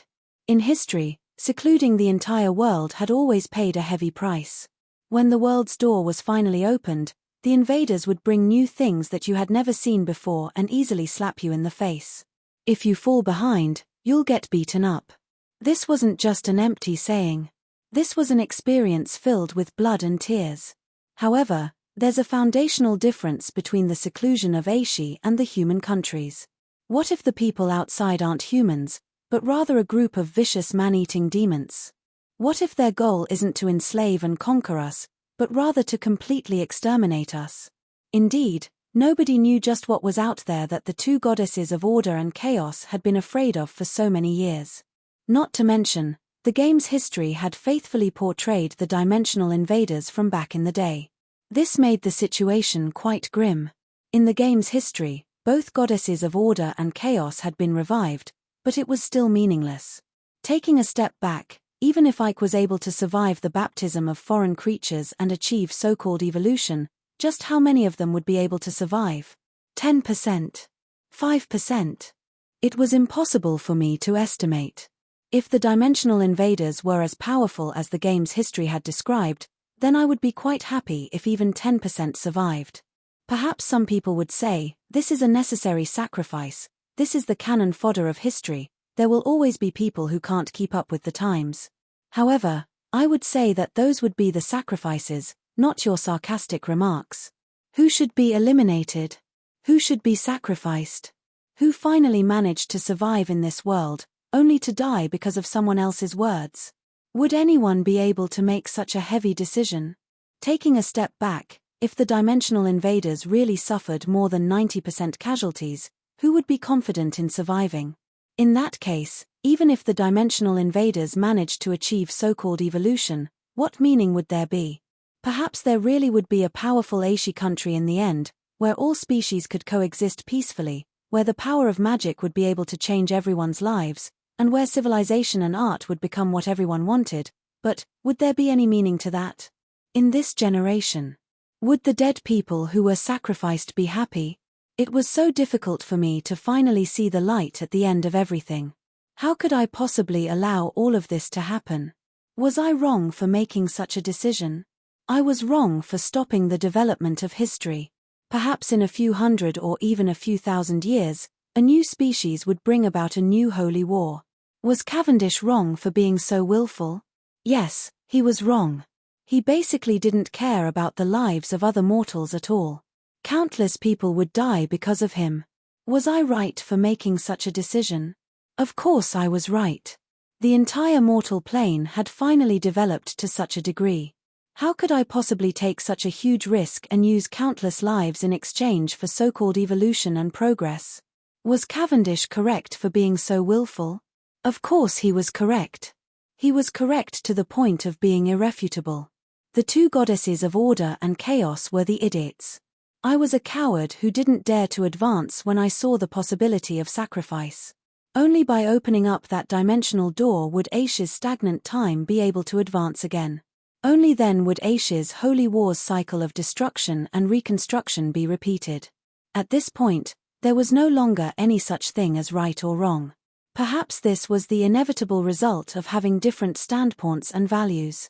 I knew that next time, no matter if I met Cavendish or if Cavendish met me. Not right now. So it's going to be next time? Next time we meet, we won't hold back at all. In the end, we'll still have to kill each other. Chapter 742. The Bardi capital was an ancient city with a long history.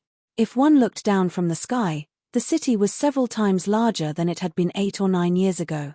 No, more accurately speaking, several new functional areas had been added to the city, as well as several new satellite cities.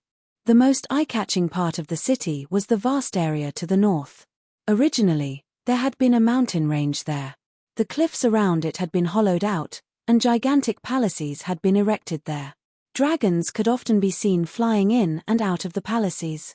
This was the Bardi Dragon City, which had only been in operation for several years.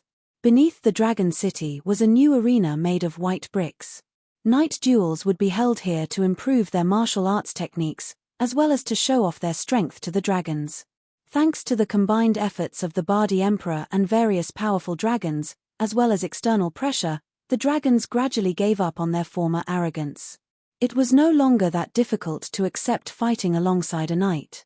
But now, it was no longer necessary for a high-level knight and a high-level dragon to work together in order to be invincible. With the introduction of a tremendous amount of new equipment, many young dragons would choose to work with a knight that came along with their new equipment. Why did this sound so strange? But it was the truth. Many dragons viewed knight as nothing more than players who came along with their equipment. 3 years ago, the new Venomous Scorpion 2 magical cannons and medium energy cannons had been successfully introduced. Dragons with multiple heavy magical cannons were becoming more and more like the new rulers of the skies. These dragons now had a new name, and it was even possible that they could be converted into a regular soldier-type, magical armored battle dragons. The new city to the west of the city was a new district for technicians, engineers, and mags. Even though Bardi was a mega empire with a tradition of Dragon Knight magic, it unhesitatingly started developing magical engineering technology after discovering the importance of it. A tremendous amount of resources, wealth, population, and, most importantly, a sufficient number of educated people brought about a pool of talented magical instructors. This allowed Dragon Knight Emperor Halent to swiftly catch up to the older generation. Under Dragon Knight Emperor Halent's leadership, Dragon Knight Empire seemed to be on the rise. In fact, it was very easy to understand. Spend money to buy technology and talents from the Allies, then throw out a government decree for scholars to change professions, and invest in promising researchers. Even if they couldn't immediately produce results, they could make the researchers yearn for such a research environment and take the initiative to come. Then, let the emerging talents consider the benefits and choose this profession. After 10 or 20 years, they would be waiting to reap the results. However, unlike the Ottoman Empire, which was also a new country of magic engineering, the Ottoman Empire had enough dragons as war resources. They didn't invest their energy and funds into the construction of heavy ships and tanks. Instead, they focused on the development of all kinds of small and heavy combat equipment. Actual combat was the only reason they chose their research field. Magic engine, miniature, medium, energy battery, practical artillery, heavy crossbow, magic armor, these were all important technologies that other countries viewed as minor details, but they were now being researched as key areas. Just now, I mentioned the magic armored battle dragon. The magic armored battle dragon was equipped with a heavy medium energy pool as its second mana reserve. It was also equipped with hundreds of pieces of magic armor and 4 to 20 new cannons. It was armed to the teeth. It would be easy for it to take on 5 people of the same rank. Several months ago, the magic armored battle dragon suddenly made an appearance in the battle against the undead army. The magic armored battle dragon achieved astonishing results and attracted countless people's attention. Only then did the world discover that the Bardi Empire, which had originally been thought to be slow and inflexible, had actually progressed incredibly far in the field of magic engineering. Magic armored battle dragons were mentioned in Emperor Bardi's New Year's speech that they could now mass-produce regular troops. Currently, the entire Bardi Empire had 312 magic armored battle dragons. Magic armored battle dragons' defensive power, endurance, and attack power had all been greatly improved thanks to magic engineering technology. Magic armored battle dragons made ordinary Lich's magical attacks ineffective. Their powerful physical bodies and overwhelming cannon attacks allowed the magic armored battle dragons to slaughter as they pleased on the Calamity battlefield. Actual combat proved just how powerful and terrifying this combination was. According to the fairies' evaluation, the magic armored battle dragons was at the legend rank. That was to say, this was a frightening army with an average combat power of at least legend rank. On paper, the magic armored battle dragons were already the strongest army in the entire world. Of course, this wasn't without its disadvantages. Not only would they consume a tremendous amount of resources and gold coins, it was said that Emperor Halent was so poor that he was even selling off all of his personal belongings for the sake of these precious magic armored battle dragons. Also, the magic armored battle dragons were mostly young and middle-aged dragons. The ancient dragons and immemorial dragons' true trump cards were still their own bodies. Magic engineering technology wouldn't be of much help in terms of high-level combat strength. Also, since the magic armored battle dragons had far too much heavy equipment on them, even with the assistance of floating engines, the magic armored battle dragon's agility wasn't something worth looking forward to. If the floating engines were turned off, or if the floating engines malfunctioned, the magic armored battle dragons would probably fall from the sky. That won't happen. It's written in our operating manual. In such a situation, all we have to do is directly disintegrate and drop all our equipment. Emperor Halent said that if we lose our equipment, we can always make more. If we lose our dragons and humans, they'll be gone forever. The moment I entered Bardi's airspace, two of the most advanced magic armored battle dragons followed me. They even brought along a diplomatic representative. It was evident that they had received news of my arrival long ago. This middle-aged Bardi diplomat was named Steel Jew. He had been to the Mist Kingdom before and had met me before. Halent was quite considerate to send Steel here to receive me. The Bardi Empire's method of discarding their equipment and prioritizing their personnel over others was doubtlessly proof of how wealthy the Bardi Empire was. The Mist Alliance would be able to construct 2 destroyers with the cost of a single set of dragon armor. Perhaps this was the difference in power between a major country and a small country. Using the same technology in a small country, the small country would only be able to earn a slight advantage for a short period of time. In fact, the small country wouldn't even be able to afford the advanced technology and wouldn't be able to produce a finished product.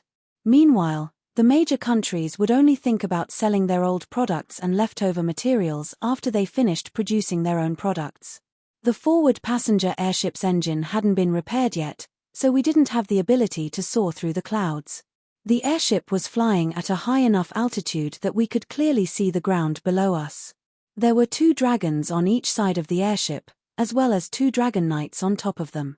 These 2 dragons would occasionally glance at us curiously. It seems that these dragon knights aren't dragon descendants. I casually asked, but Steel broke out into a cold sweat.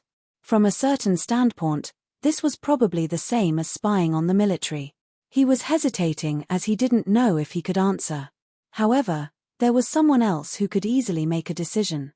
Yep, now that the Holy War has reached this point, those ancient existences have all understood the situation. Before considering the dragon's pride, it's more important to think of ways to protect the continuity and status of the Bardi Empire. Following the deep voice was a middle-aged man wearing a heavy blue cloak, heavy armor, and a crown on his head. He walked over and gave me an overly enthusiastic hug. Everyone around him knelt down. Long time no see, Your Highness Roland. Welcome back to Bardi. I hope that you've brought me good news this time. Halent Milan, the former Archduke of the Dragon Knights, was now the current Emperor of the Dragon Knights. Compared to 9 years ago, he had grown slightly taller. He had intentionally grown a beard and makeup to make him appear more mature. However, from what I could see, his physical body seemed even younger than before. Frightening power was contained within this physical body. I closed my eyes, and all I could sense was a powerful dragon. It would seem that the current Halent was more like a dragon than a human. This was to be expected. After all, many of the dragon's secret techniques would increase the purity of their bloodline. Halent had no reason to refuse this power. Compared to the shy youth of the past, the current Halent had rather exaggerated expressions. "Oh, no, you've already brought me good news.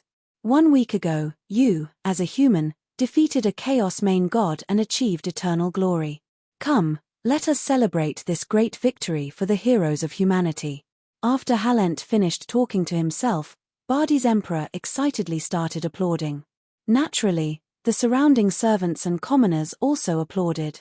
For a while, thunderous applause and cheers filled the air.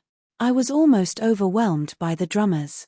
Those who were unaccountably solicitous were hiding evil intentions. Halent's sudden excessive enthusiasm only gave me a strange feeling and gave me goosebumps. "Propaganda, propaganda," Halent whispered to me in a low voice. He then took my hand and waved at the commoners below us. Only now did I notice that the Forward had already entered the harbor, and that the welcoming crowd had completely filled the area below us. I could even faintly make out that there were more people than there were in front of us. Not far away, there were even small dragons carrying red banners. A warm celebration for the 8th anniversary of the Mist Alliance's friendship with the Bardi Empire. A warm welcome to the Mist Alliance's leader, His Highness Roland, who has come to guide us. A warm celebration for His Highness Roland's return from slaying demons. The welcoming crowd, flowers, cannon salutes, and military bands were all here. The only thing that didn't seem right was that the Forward seemed like it was about to break down.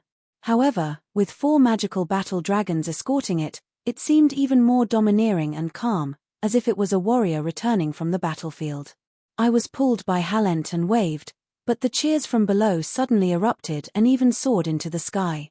What was surprising was that this hadn't been intentionally arranged. The cheers were far too real. At this moment, many thoughts flashed through my mind. My expression froze over, and I instantly realized that something was wrong with the situation. I immediately put on my standard Holy Knight smile and waved down. And then, I was buried in the welcoming crowd. Amidst the chaos, I faintly heard some words that I paid attention to, such as reinforcements and frontlines. This made me feel even more confident. 30 minutes later, we finally made our way out of the welcoming crowd. I asked a question before I even had the time to drink some tea. "Halent, you actually want my arrival to be a political propaganda to boost morale? Is the Bardi Empire's situation that bad?" Hearing this, Halent's stiff smile transformed into a bitter one. He furrowed his eyebrows and lightly massaged his forehead, intending to relax. "As expected, I can't hide it from you. Yes, the situation is quite bad. There's a major chaos at the front lines. We've lost terribly. A serious undead emperor is 10 times more difficult to deal with than expected." Chapter 743. Bardi has a population of 180, so it's quite easy for them to defeat the undead with their flying dragons. Look, there are armored flying dragons and machine gunners, and human soldiers are everywhere. The undead don't even dare to fight, and their logistics haven't been activated yet. They'll definitely die if this continues. Oh my, they can't be healed to death. How can they be healed to death? Randomly raising flags.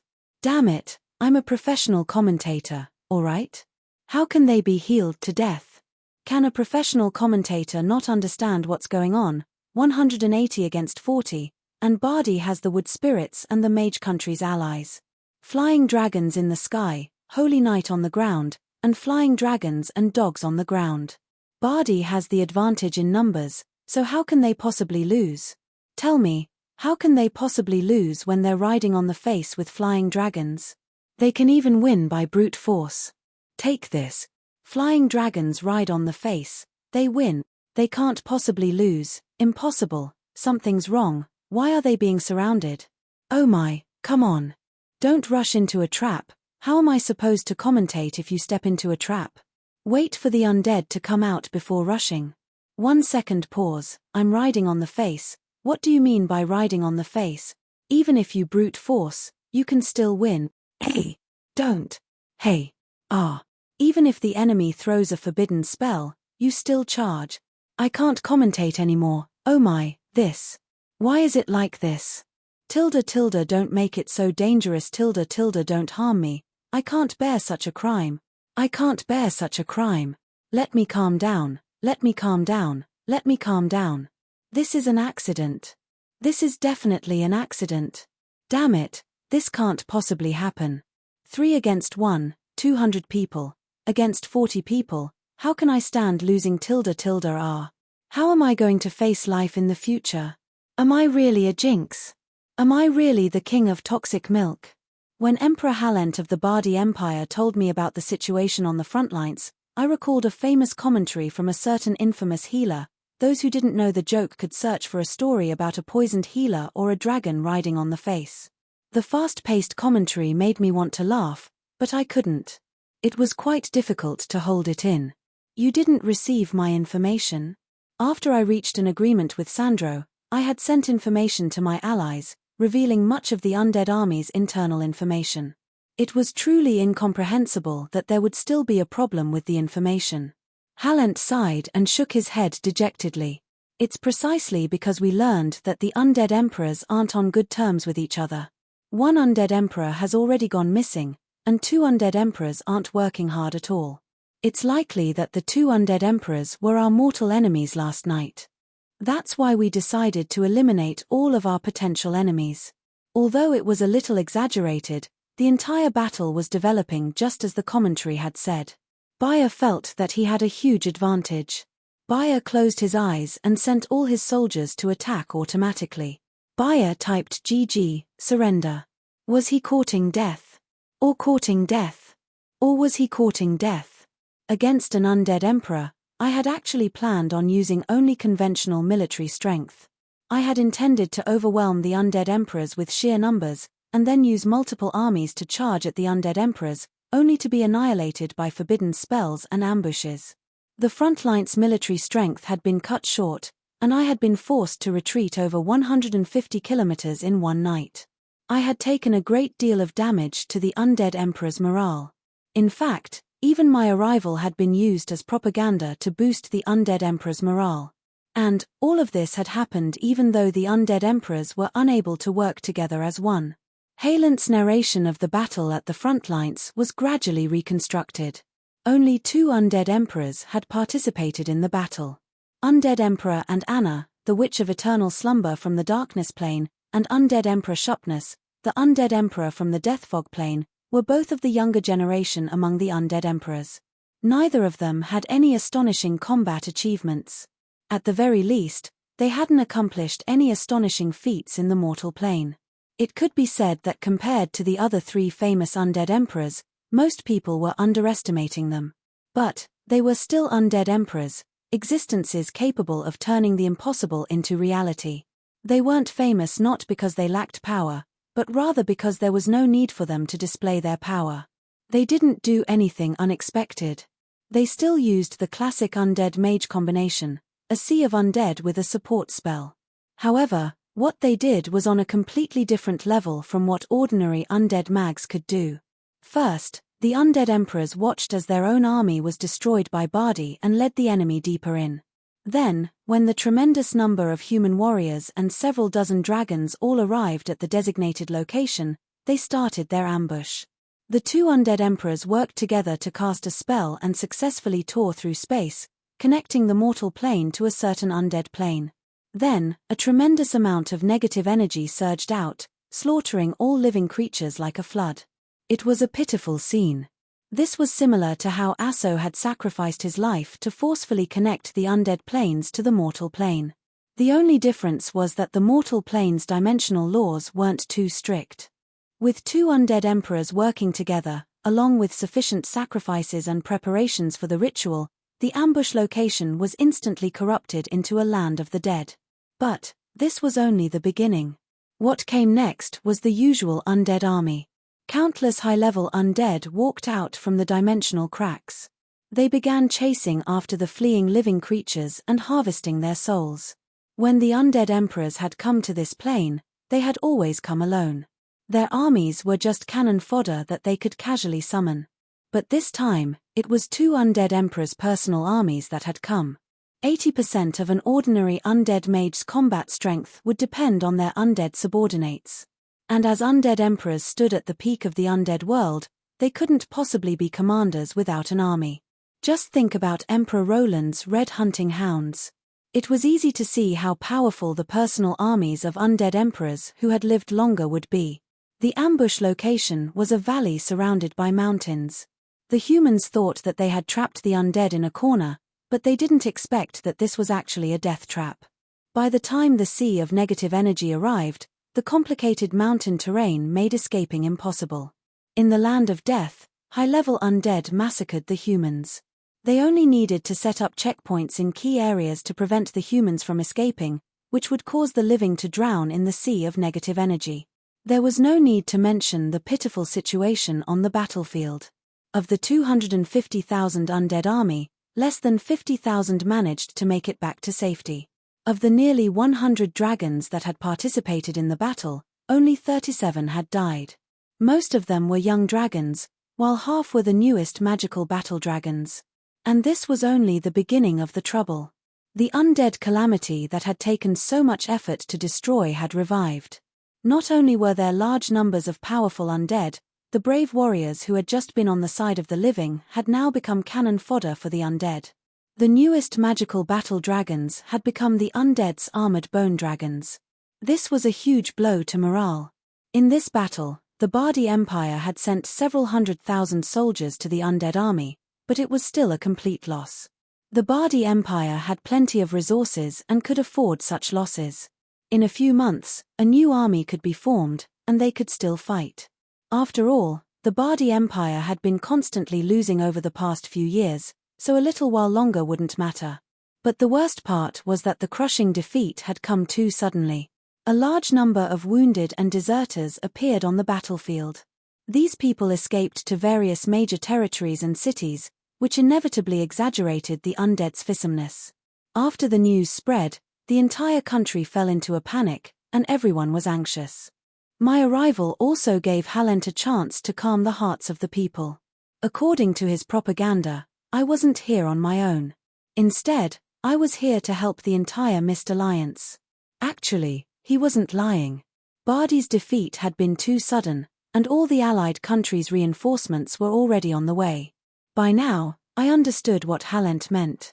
He was putting aside his pride and asking for reinforcements from his allies. For me, no matter if I should help or not, this was a difficult problem that would give me a headache.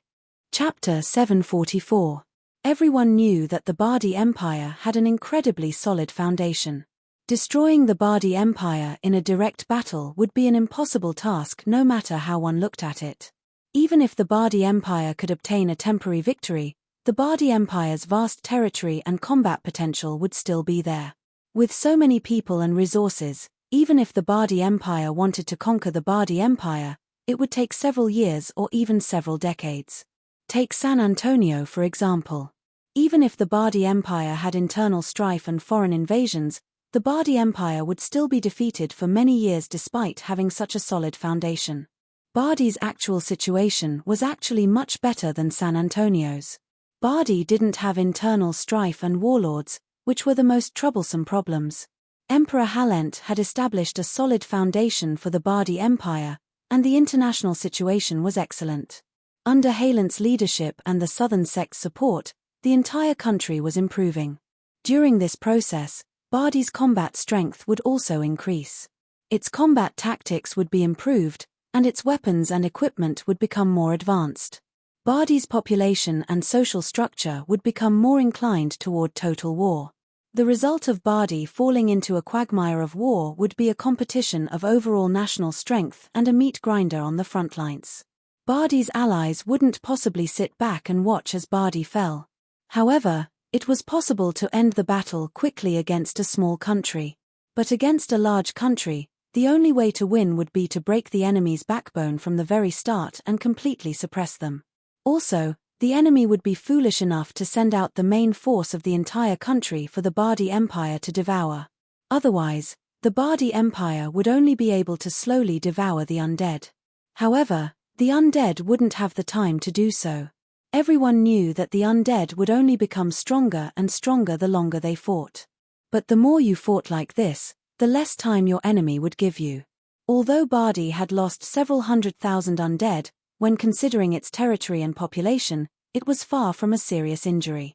It was probably just that the Bardi Empire's reputation had been completely destroyed, and it urgently needed to save face to boost morale. Large countries could afford to lose. As long as they could regain their dignity in the end, they would be able to win everything back in one go. On the other hand, small countries wouldn't win no matter how much they won. If they lost in the end, they would go bankrupt. This was why war was known as a contest of comprehensive national strength. For large countries that had strategic buffer zones and resource reserves, it was very difficult to determine the final outcome of a single battle. Only small countries that lacked a solid foundation liked to gamble on their national fate. They would win the first round, win the second round, and finally lose one round when they couldn't hold on anymore. They would lose everything and have to spit out everything they had previously eaten. Most of the time, battles would be fought in logistics and internal affairs. As long as one could maintain stability, there would always be a day when one could win. And Bardi's current situation was excellent, both internally and externally. The dragons and the introduction of new technology would make Bardi's combat potential even stronger. Of course, if Bardi was willing to sacrifice himself a few more times, anything could happen. After all, perhaps there was a limit to wisdom and diligence, but there was no limit to foolishness. Everything that happened now proved that Bayer wasn't that stupid. After suffering such a loss, the undead emperors no longer viewed the undead emperors as a group of several powerful individuals. Instead, they viewed the undead emperors as a powerful country just like the undead emperors. While the undead emperors created public opinion and did their best to stabilize the situation, the undead emperors also prepared for an expedition to the south. However, the hundreds of thousands of newly born undead were actually quite easy to deal with. Those weak skeletons and zombies wouldn't even be able to defeat a simple militia that had undergone simple training. What the Bardi people were slightly afraid of was the undead emperor's powerful mags. Several decades ago, the previous emperor of Bardi had reformed the undead emperors and forced all mags to register as mags for the country's use. This had caused a conflict with the mage country, and many Bardi mags had left the mage country. Plus, Bardi didn't place much emphasis on raising mags to begin with, so Bardi was only average when it came to top-level mags. The mage country, the wood spirits, the Northern Mist Alliance, the Orland Empire, and the Southern Sect were all requesting top-level experts, especially super-powerful mags, in order to counteract and counter the enemy's advantage of having multiple undead emperors. I had just defeated a Chaos main god, and the Mist Alliance was also supporting me. Since I was here, they naturally hoped that I would be able to help. In the end, it's all because of my title as the strongest Holy Knight. The Holy Knight had long been viewed as the natural enemy of the undead. Plus, I was an undead emperor, so it could be said that there was no one in the world more suitable than me to deal with the undead. It was only natural that Halent would want to ask me for help. What gave me a headache was that not only would it be difficult to help, it might not even be a good thing. It would be quite difficult to calculate just how powerful an undead emperor was. At the very least, they would definitely have undead magic skills that far surpassed any ordinary undead lord. It would also be expected that they would have a tremendous number of high-quality undead armies. However, the most troublesome part would be their astonishing achievements in their own research fields. More than 90% of undead emperors were outstanding mags and researchers. They were vicious individuals who had reached the extreme in their own fields.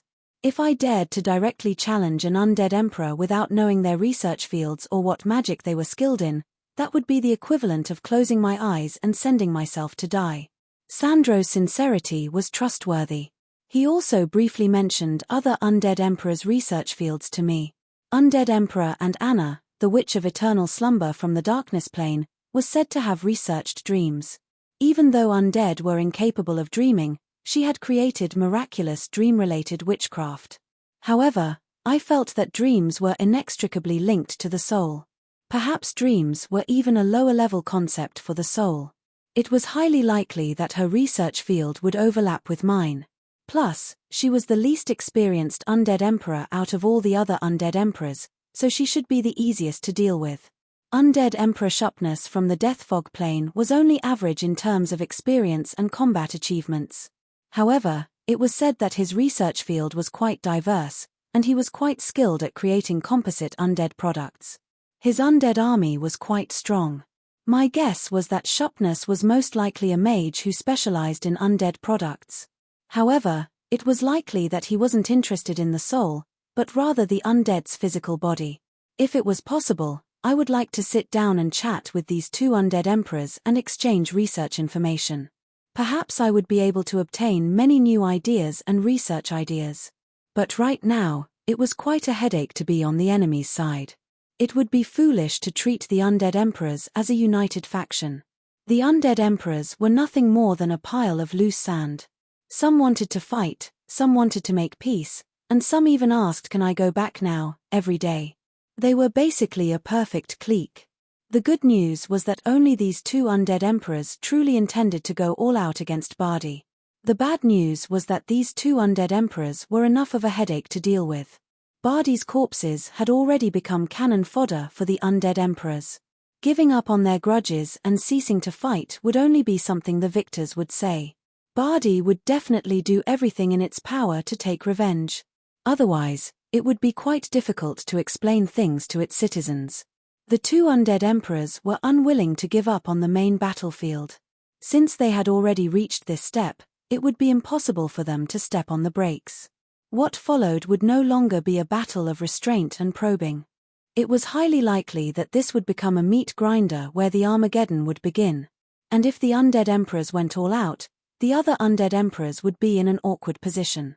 It was likely that they would all be dragged into the battle. I would never doubt my ability to taunt others on the battlefield. Perhaps I had only intended to be a bystander, only to end up becoming the focus of the battle. In that case, it was actually a good thing that I didn't go. That way, the situation wouldn't become even worse. However, it wouldn't be appropriate to refuse like this. Bardi was an ally, after all. Bardi's abundant resources would be the Mist Alliance's greatest lifeline. Sure, but I need to go to the mage country first. I have something to discuss with Archmage Akama, the true environment. Then, let's just delay it for now. It would take at least half a month for a round trip to the mage country. I wasn't lying. As Akama was the mage country's most outstanding prophecy archmage, I intended to ask him for some prophecies and calculations. However, Halent's expression was rather strange. It seemed that he wanted to laugh but was holding it in. Only after quite a while did he cough lightly. "Cough, Archmage Akama just arrived yesterday, and you're here today? It would seem that your luck is quite good." "What? My luck is quite good? Your joke is so funny." "Haha, yep, my luck has always been quite good. Your Highness Roland, are you feeling sad?" "No. It's just that sand got into my eyes. I don't care about luck at all." Chapter 745. Now that I had settled down in Bardi, the first thing I did was visit a single woman, and then she chased me out. Cough, that was a bit dirty. I only went to visit my sister-in-law. I had previously asked a dragon knight to send her to the Bardi capital. It would seem that she was still angry at me. Leona's complexion was much better than several months ago. Perhaps it was due to her maternal instincts, but her expression was much gentler, and her cheeks were much rounder. "You look much more feminine now." My words seemed a bit off, but this was indeed the most obvious change.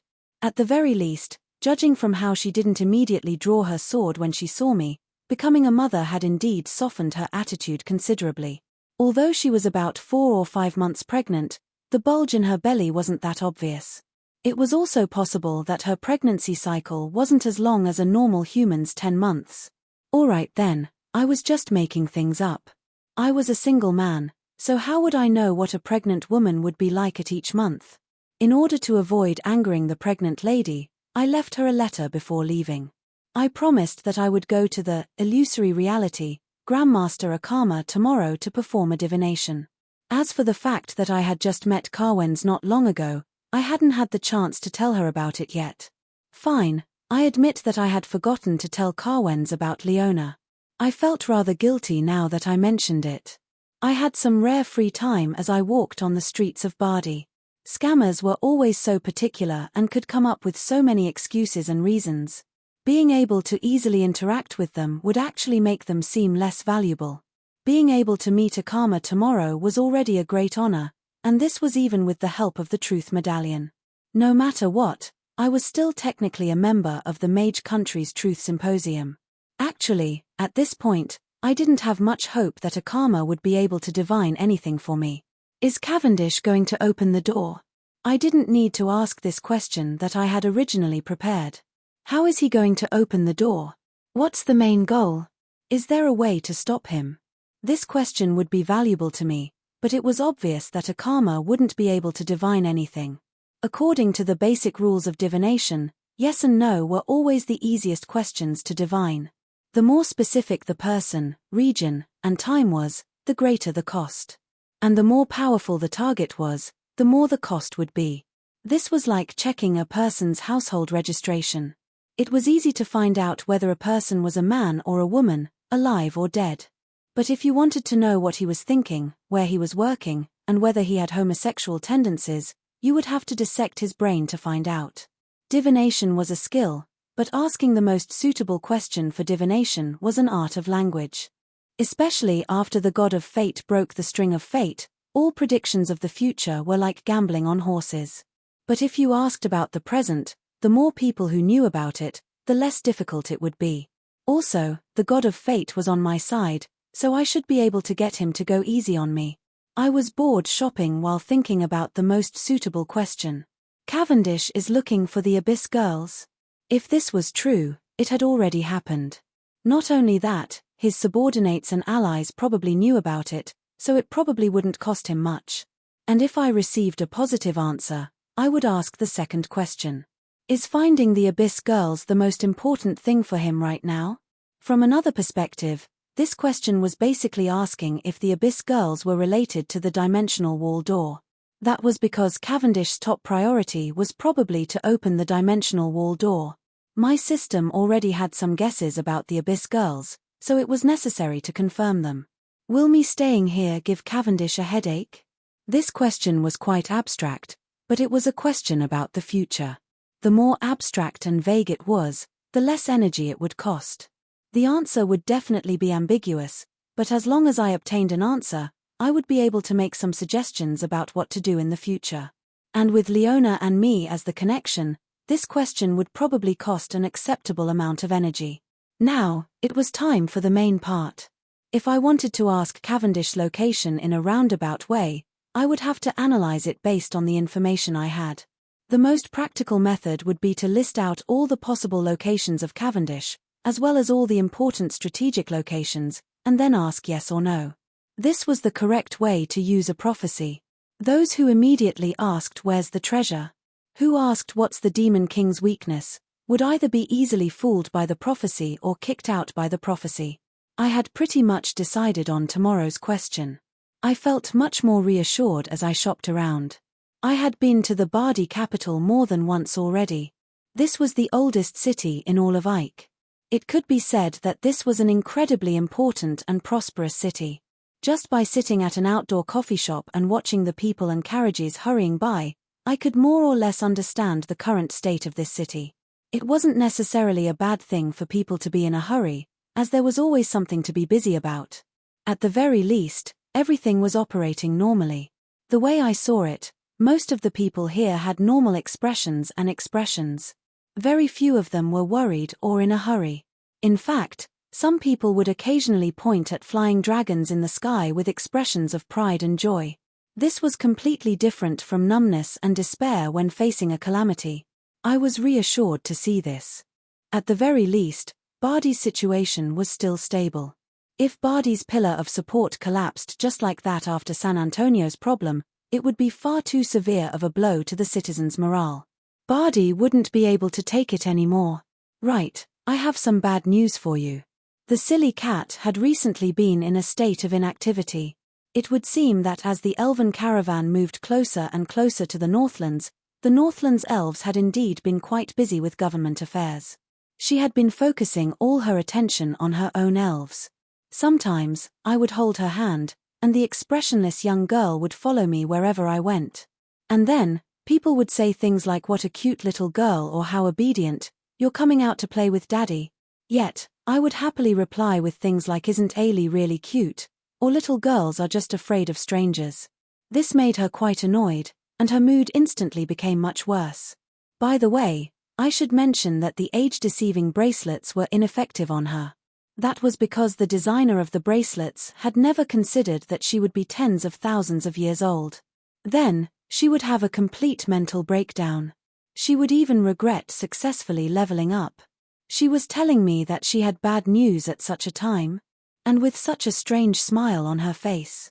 Could it be that someone else's misfortune would make her happy? This was far too normal.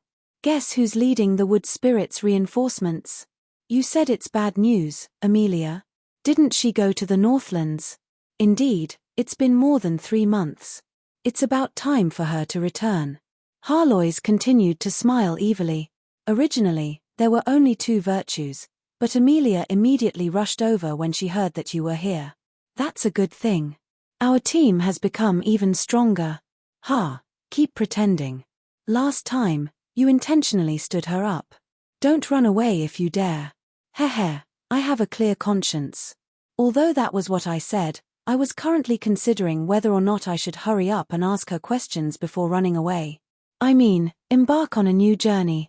My previous promise to Halent had been too hasty. Yep, I should tell him about it when I returned. At this moment, 2 royal guards came to find me. They had nervous expressions, as if something had happened. And when they carefully whispered something to me, I confirmed that I was in trouble again. Your Highness Roland, His Majesty Halent requests that you return to the palace. Prophet Akama has been assassinated. Half an hour ago, he met his own fateful day. What? He died. Chapter 746. There's only one truth. The murderer. The murderer is you. Death God Roland. You're the living omen, the bird of death who spreads misfortune and death. You're the legendary elite death god student who spreads misfortune everywhere you go. Just admit that you're the one who murdered her. Harlois, if I really had such an ability, you'd be the first to die. I don't mind your joke, but you should restrain yourself. If others really believe it.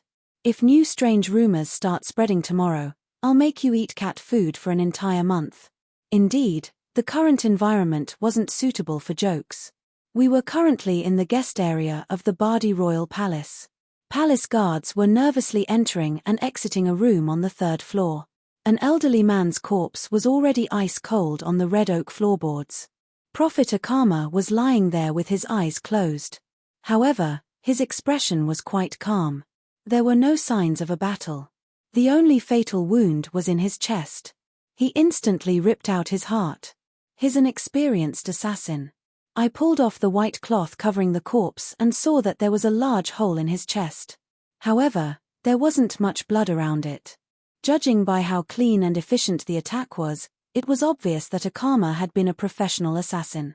No matter how powerful a mage was, it would be completely reasonable for an assassin to ambush them at close range and kill them in a single blow when they weren't on guard. However, this wasn't normal at all. Although it was common knowledge that prophets wouldn't be able to predict their own movements, prophecy and detection abilities were the natural enemies of assassins. It would be inconceivable for a veteran level 4 mage like Akama to not have at least 10 or 20 prophecy spells on him. Detection, invisibility, enemy detection, heat scanning, automatic shields, and true luck. The slightest touch would cause a deafening alarm. It would be incredibly difficult to get close to a prophet. Even if it was me, it would be impossible for me to ambush a prophet. If it was me who really wanted to kill a prophet, I would rather bring my sword to his doorstep. That would be much easier. In such a situation, only a master of stealth would be able to sneak up behind the most famous prophet in the world, Akama, and kill him in a single blow when he wasn't on guard. My fingertips touched the corpse's skin, which was gradually freezing as dark magic gathered on it.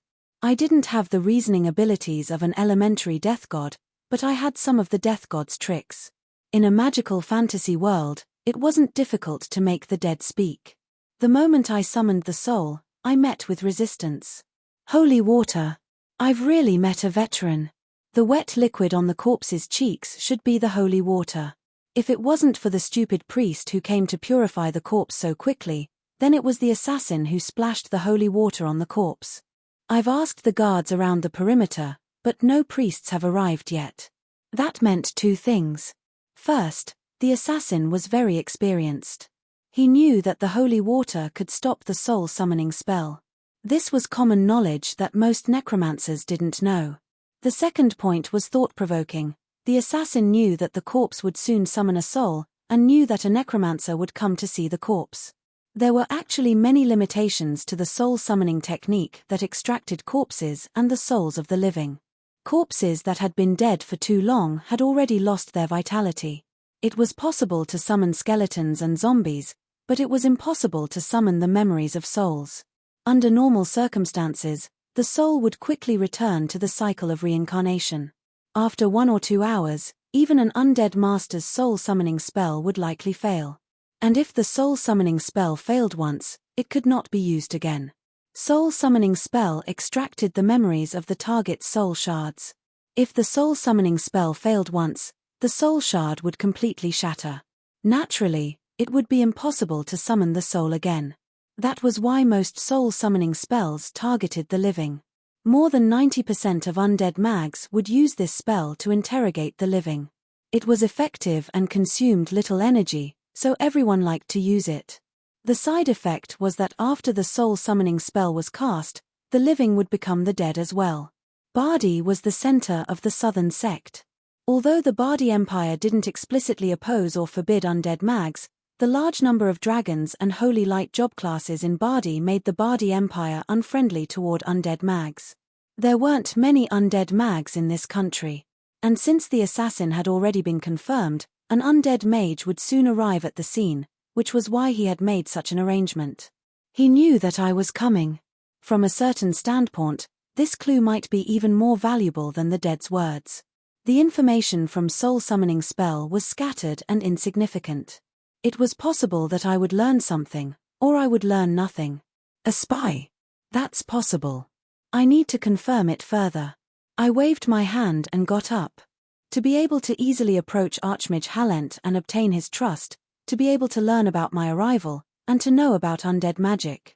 Rather than a veteran top-level assassin of unknown origins, I was more suspicious of the other mags who came together with Archmage Halent.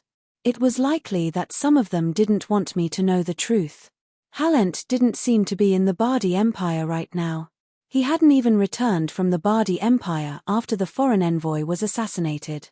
I recorded some of my deductions and the situation of the crime scene. I wrote a list and tossed it to one of the guards. I had him give 1 copy to Halent and 1 copy to the Archmage from the Truth Symposium. As for finding out who the spy was, I didn't intend on interfering. That was because unlike detective stories where it would be easy to find out who the spy was, finding out who the spy was in this generation was incredibly difficult and troublesome. Traitors wouldn't write their betrayal on their faces. Randomly suspecting someone without any clear clues would only create more distrust and chaos. Even if there was a clue, you could accuse the traitor, but the traitor could also accuse you of framing the traitor. The mag's experience in faking the traitor would be so outstanding that even the mags themselves wouldn't be able to tell. The result would be that in the end, power and reputation would be the deciding factor. The victor might not be the real deal. The Truth Symposium had never been completely united. Many of the archmages here had come into contact with taboo magic and the Chaos Abyss. It was only natural that some of them would be related to the Chaos faction. Knowledge of taboo magic, the power of the Chaos Abyss, and truth would be more than enough as payment. Back in the day, Asso had been able to sneak into the Truth Symposium. Archmages from other species and factions would be able to do the same. I had long since guessed that there would be archmages who weren't on the same side as us. Now that the archmages had acted in order to cut off my investigation, this might not be a bad thing. A powerful archmage capable of killing a karma would definitely not be cannon fodder. Perhaps I would be able to dig out a nest of them. This would be quite troublesome, and it would be easy for me to get dragged into this mess as well. I didn't intend to get too deeply involved. Although this seemed to cut off all clues, prophecy magic was a major magic system. The mage country wasn't too far away, so I could simply look for other mags. This also confirmed one of my suspicions. I'm constantly being watched. Not only that, I've already come into contact with the Archmage's sensitive areas. They've been forced to take action. It was to be expected that I would be watched. However, this made me heave a sigh of relief. If I didn't spy on the Archmages, then the Archmages wouldn't care about me at all. That would mean that I wasn't a threat to them at all. It was now almost certain that the Chaos Girls were related to the Dimensional Door. In that case, I would probably need to start gathering information on the Chaos Girls. The simplest method would be to find an awakened Chaos Girl. What a headache. Eliza has been constantly contacting me. The silly cat, who would always comment on me, was currently remaining silent. I had been hesitating over whether or not to go find Eliza for the past few days. However, I had so many things to do, and nobody knew where Eliza was currently. Going there to find her probably won't be possible in just a few months. Actually, the fact that nobody knew where Eliza was already a great explanation. It was likely that she was no longer in this plane. It was impossible for her to go to the Chaos Abyss. In that case, considering her situation, the Fire Elemental Plane was the most likely location for her. However, the Fire Elemental Plane was vast and dangerous. If she wanted to hide from me, it wouldn't be an easy task. Forget it. Let's keep a close eye on Leona. My system had already confirmed that Leona was a Chaos Girl. Perhaps as long as I took her with me, I would be able to learn more about her sooner or later. I had so many trivial matters to take care of, and I didn't have any time to cultivate. Naturally, I would have to postpone creating my sword. As expected, if I wanted to cultivate, it would be better to find a remote mountain or forest. However, I wouldn't be able to have such an attitude right now. It was likely that the battle against the undead emperors was right around the corner. Halent was probably busy with this major event. I had far too few chips on hand. If I joined now, I would only be able to be a hired thug. If I lost, I would have to take the blame. If I won, I wouldn't get any benefits. Perhaps I wouldn't even be able to gain any favor from Halent. This wasn't what I wanted. However, there was no reason for me to refuse. Roland. Suddenly, I heard a voice. However, it didn't belong to my system or the noisy silly cat. This deep and low voice instantly helped me calm down. Boss Ale. You're awake. Chapter 747. When I heard Ale's voice, I almost started crying. You've finally woken up. Wonderful, wonderful. My voice was filled with sobs and exclamations. I had waited so long for this day. I'll leave all the trouble to you. I'm going to take a vacation for 2 weeks, no, 2 months, 2 years. Cough, please don't misunderstand. Although I was happy that Boss Ale had woken up, the happiest part was that the leaders of the Hades had woken up. They were in charge now, so I could finally get rid of my burdens. You should have spies to report to me, so I won't bother. I'll leave the undead emperors to you. I don't want to deal with them anymore. Over the past few years, the Hades had been in a rather passive position due to the fact that their leader, Ale, had entered an eternal slumber. From a certain standpoint, the leaders of the Hades were all in a similar position. This would normally be a good thing, but in times of war, it would be quite a headache. This wasn't some boring fight for power.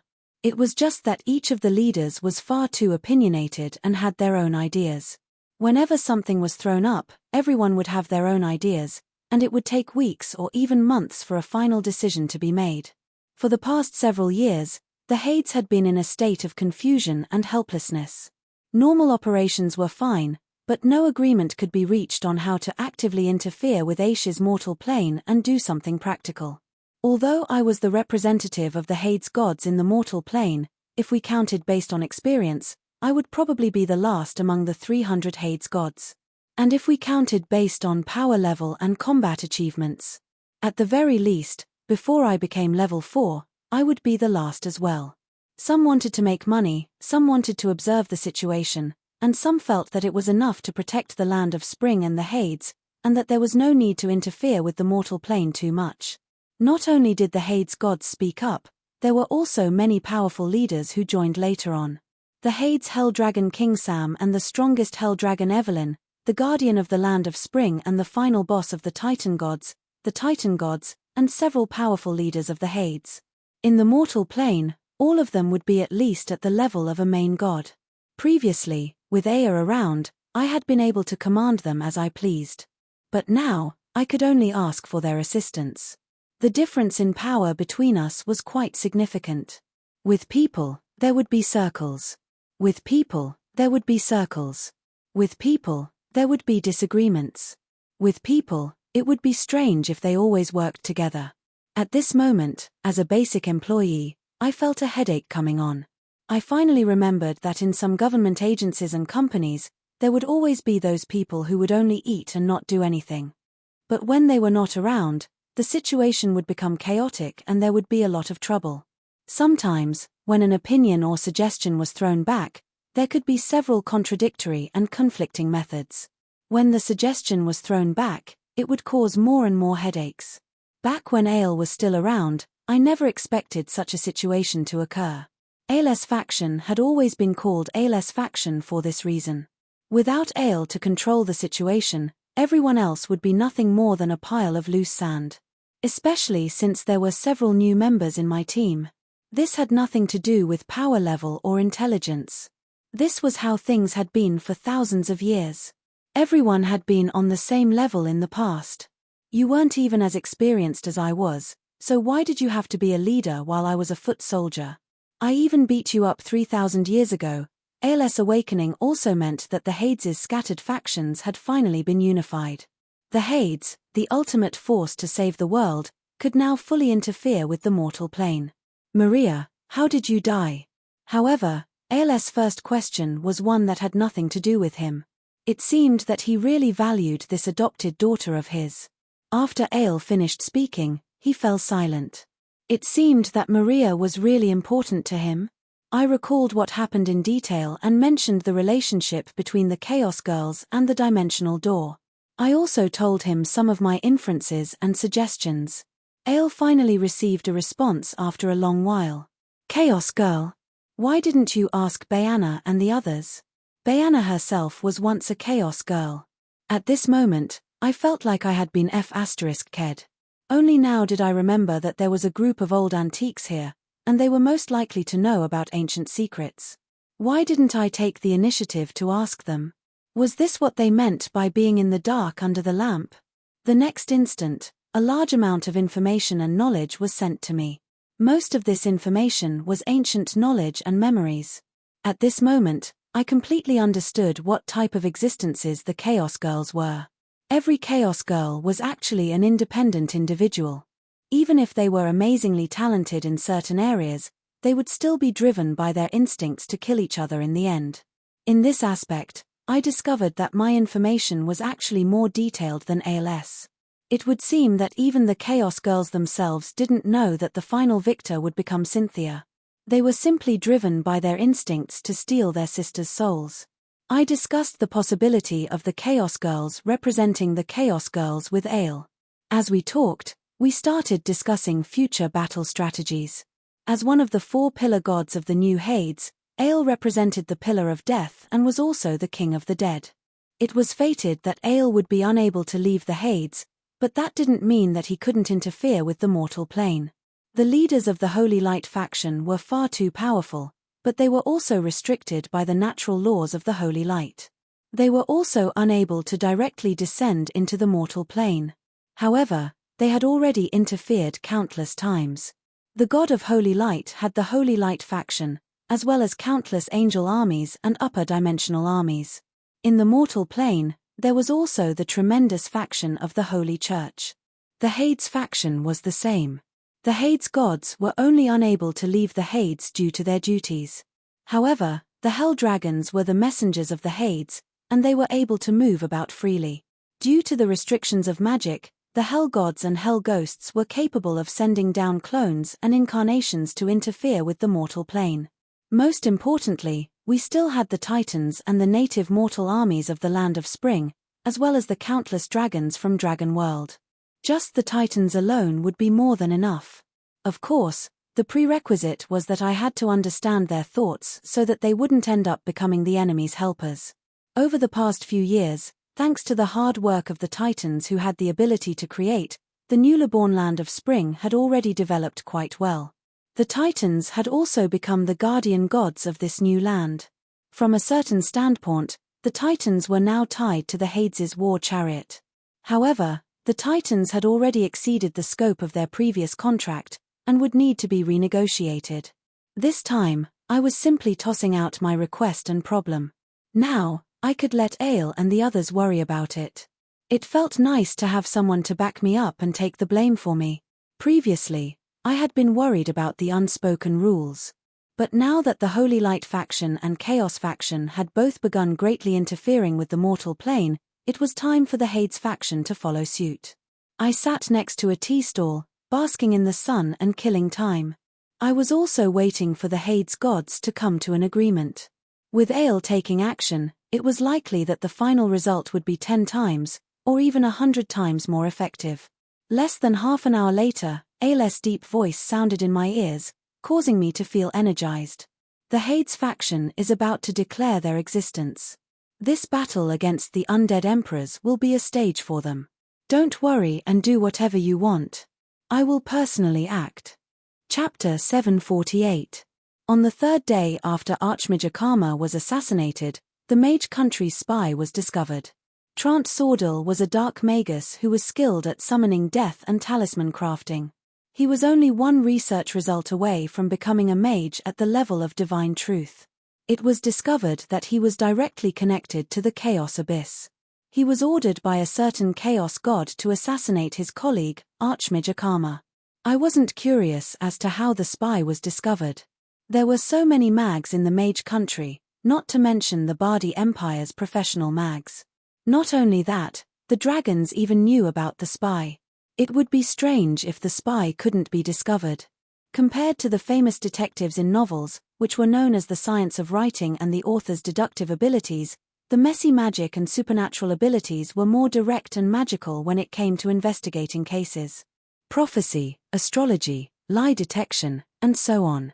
There was no such thing as inhumane or inhumane evidence. Whenever a suspect was captured, the suspect would be beaten half to death before being interrogated. Hallucinogens and truth-telling potions would be used to hypnotize the suspect. Unless the suspect directly self-destructed and entered the cycle of reincarnation, nobody would be able to escape. Indeed, there were many cases of wrongdoing due to excessive pursuit of efficiency. But in this situation, finding the spy as quickly as possible was doubtlessly the most important thing in order to appease the public. I received a simple message. Trant basically admitted that he had been bewitched by the Chaos Abyss and attacked Archmage Akama. Trant, who was skilled in combat, had attacked Archmage Akama, who was skilled in divination and prophecy. If the ambush had been sudden enough, it would have been possible to kill Archmage Akama in one strike. However, many people would be unable to accept such a conclusion. Who was the true culprit? Was there someone else behind the ambush? There would definitely be many ideas, but there were no more clues. Since a major battle was imminent, it wouldn't be appropriate to conduct a large-scale investigation in order to not affect the morale of the army. The side effect was that everyone would be on guard against each other in the future. Halent's request went quite smoothly. Reinforcements arrived one after another. However, judging from how things were going, he probably viewed this as not just a battle between the Bardi Empire's allies, but also a demonstration of his international status and influence. See, these are our Bardi Empire's allies. From a certain standpoint, this was no longer a battle. It was more of a show, a large-scale commercial event that they absolutely had to win in an extravagant and dominating fashion. He had used a massive amount of resources and funds in exchange for the solid and powerful support of the allied countries. Whether or not it was worth it could be discussed later. At least for now, The scene was spectacular. The Truth Symposium sent 9 members. Including that Akama from before, it's already in the double digits. This is simply. 10 years ago, there had been a total of 28 Truth Overseers in the Truth Symposium. As the elemental tide increased, theoretically speaking, the profession with the greatest increase should have been the mags. Many of the research that had previously only been theories on paper became reality with the activation of the elemental tide. The result was that not only did several archmages instantly grasp the truth, their power also increased explosively. The current Truth Symposium had a total of 31 Truth Symposium mags. Although it didn't seem like there was a sudden increase in the number of mags, there were actually 12 new members. Don't be mistaken, mags weren't gladiators. The mags who had retired were only trying to shirk their responsibilities as members of the Truth Symposium. The members of the Truth Symposium were the highest authority in the mage country. However, for many mags who specialized in research, the Truth Symposium was nothing more than endless trouble. Mags would have to use their research time to deal with boring government affairs. Although they could take advantage of the Truth Symposium to embezzle some research funds, it still wasn't worth it. Apart from the archmages who spent tremendous amounts of research funds, the other archmages didn't care much about this position. Since there were juniors who were willing to take the position, they were naturally willing to give up their positions. Many archmages would even try to trick their juniors or disciples into taking over their positions. However, some things were publicly acknowledged. The mage country of Arladante's overall combat strength was at least twice as powerful as it was 10 years ago. The mage country of Arladante had benefited the most from the elemental tide. Not only did the mage country of Arladante's overall combat strength increase, the mage job class, which was originally the most difficult job class to advance in power level. But after the elemental tide increased explosively, the mage job class's difficulty in advancing in power level became ridiculously low. In fact, there were even several hundred mags who simultaneously advanced in power level every single day.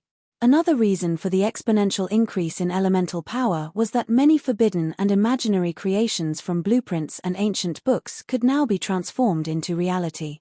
Alchemists and marionettes were having fun every single day. Summoners could summon creatures from other planes that even they themselves couldn't deal with. Even the forbidden undead mags had greatly increased their power level with the establishment of the Hades. Originally, the mage country was pitifully small despite being a mega empire. Their combat strength depended entirely on the mags. Now that the mags' power level had increased explosively, the mage country's power level had naturally increased explosively as well. Saying that the mage country was twice as powerful as it was 10 years ago was a conservative estimate. Unfortunately, some things still hadn't changed, such as how the mage country of Arladante was organized. According to the most recent records, after so many years, the mage country should have more than 200 mags who had reached the truth rank. However, less than 50 of them were actually capable of contacting each other, and less than 30 of them were capable of being dispatched. Not to mention, all of them were dispatched in exchange for favors, knowledge, and so on. In such a situation, the mage country had dispatched 10 truth rank mags, along with several truth rank mags who hadn't become truth rank yet. It could be said that more than half of the mage country's strongest combat strength had been dispatched. Such generosity. What benefits did Halent give them? Don't tell me it's something like ceding territory to the mage country. No, the mage country's territory is nothing more than a burden to them. It's probably some ancient knowledge or something like that. Anything that can make these old fellows come out in full force is definitely something extraordinary. I muttered to myself as I observed the archmages before me. It was currently a royal banquet that Halent had organized, and many foreign guests had arrived.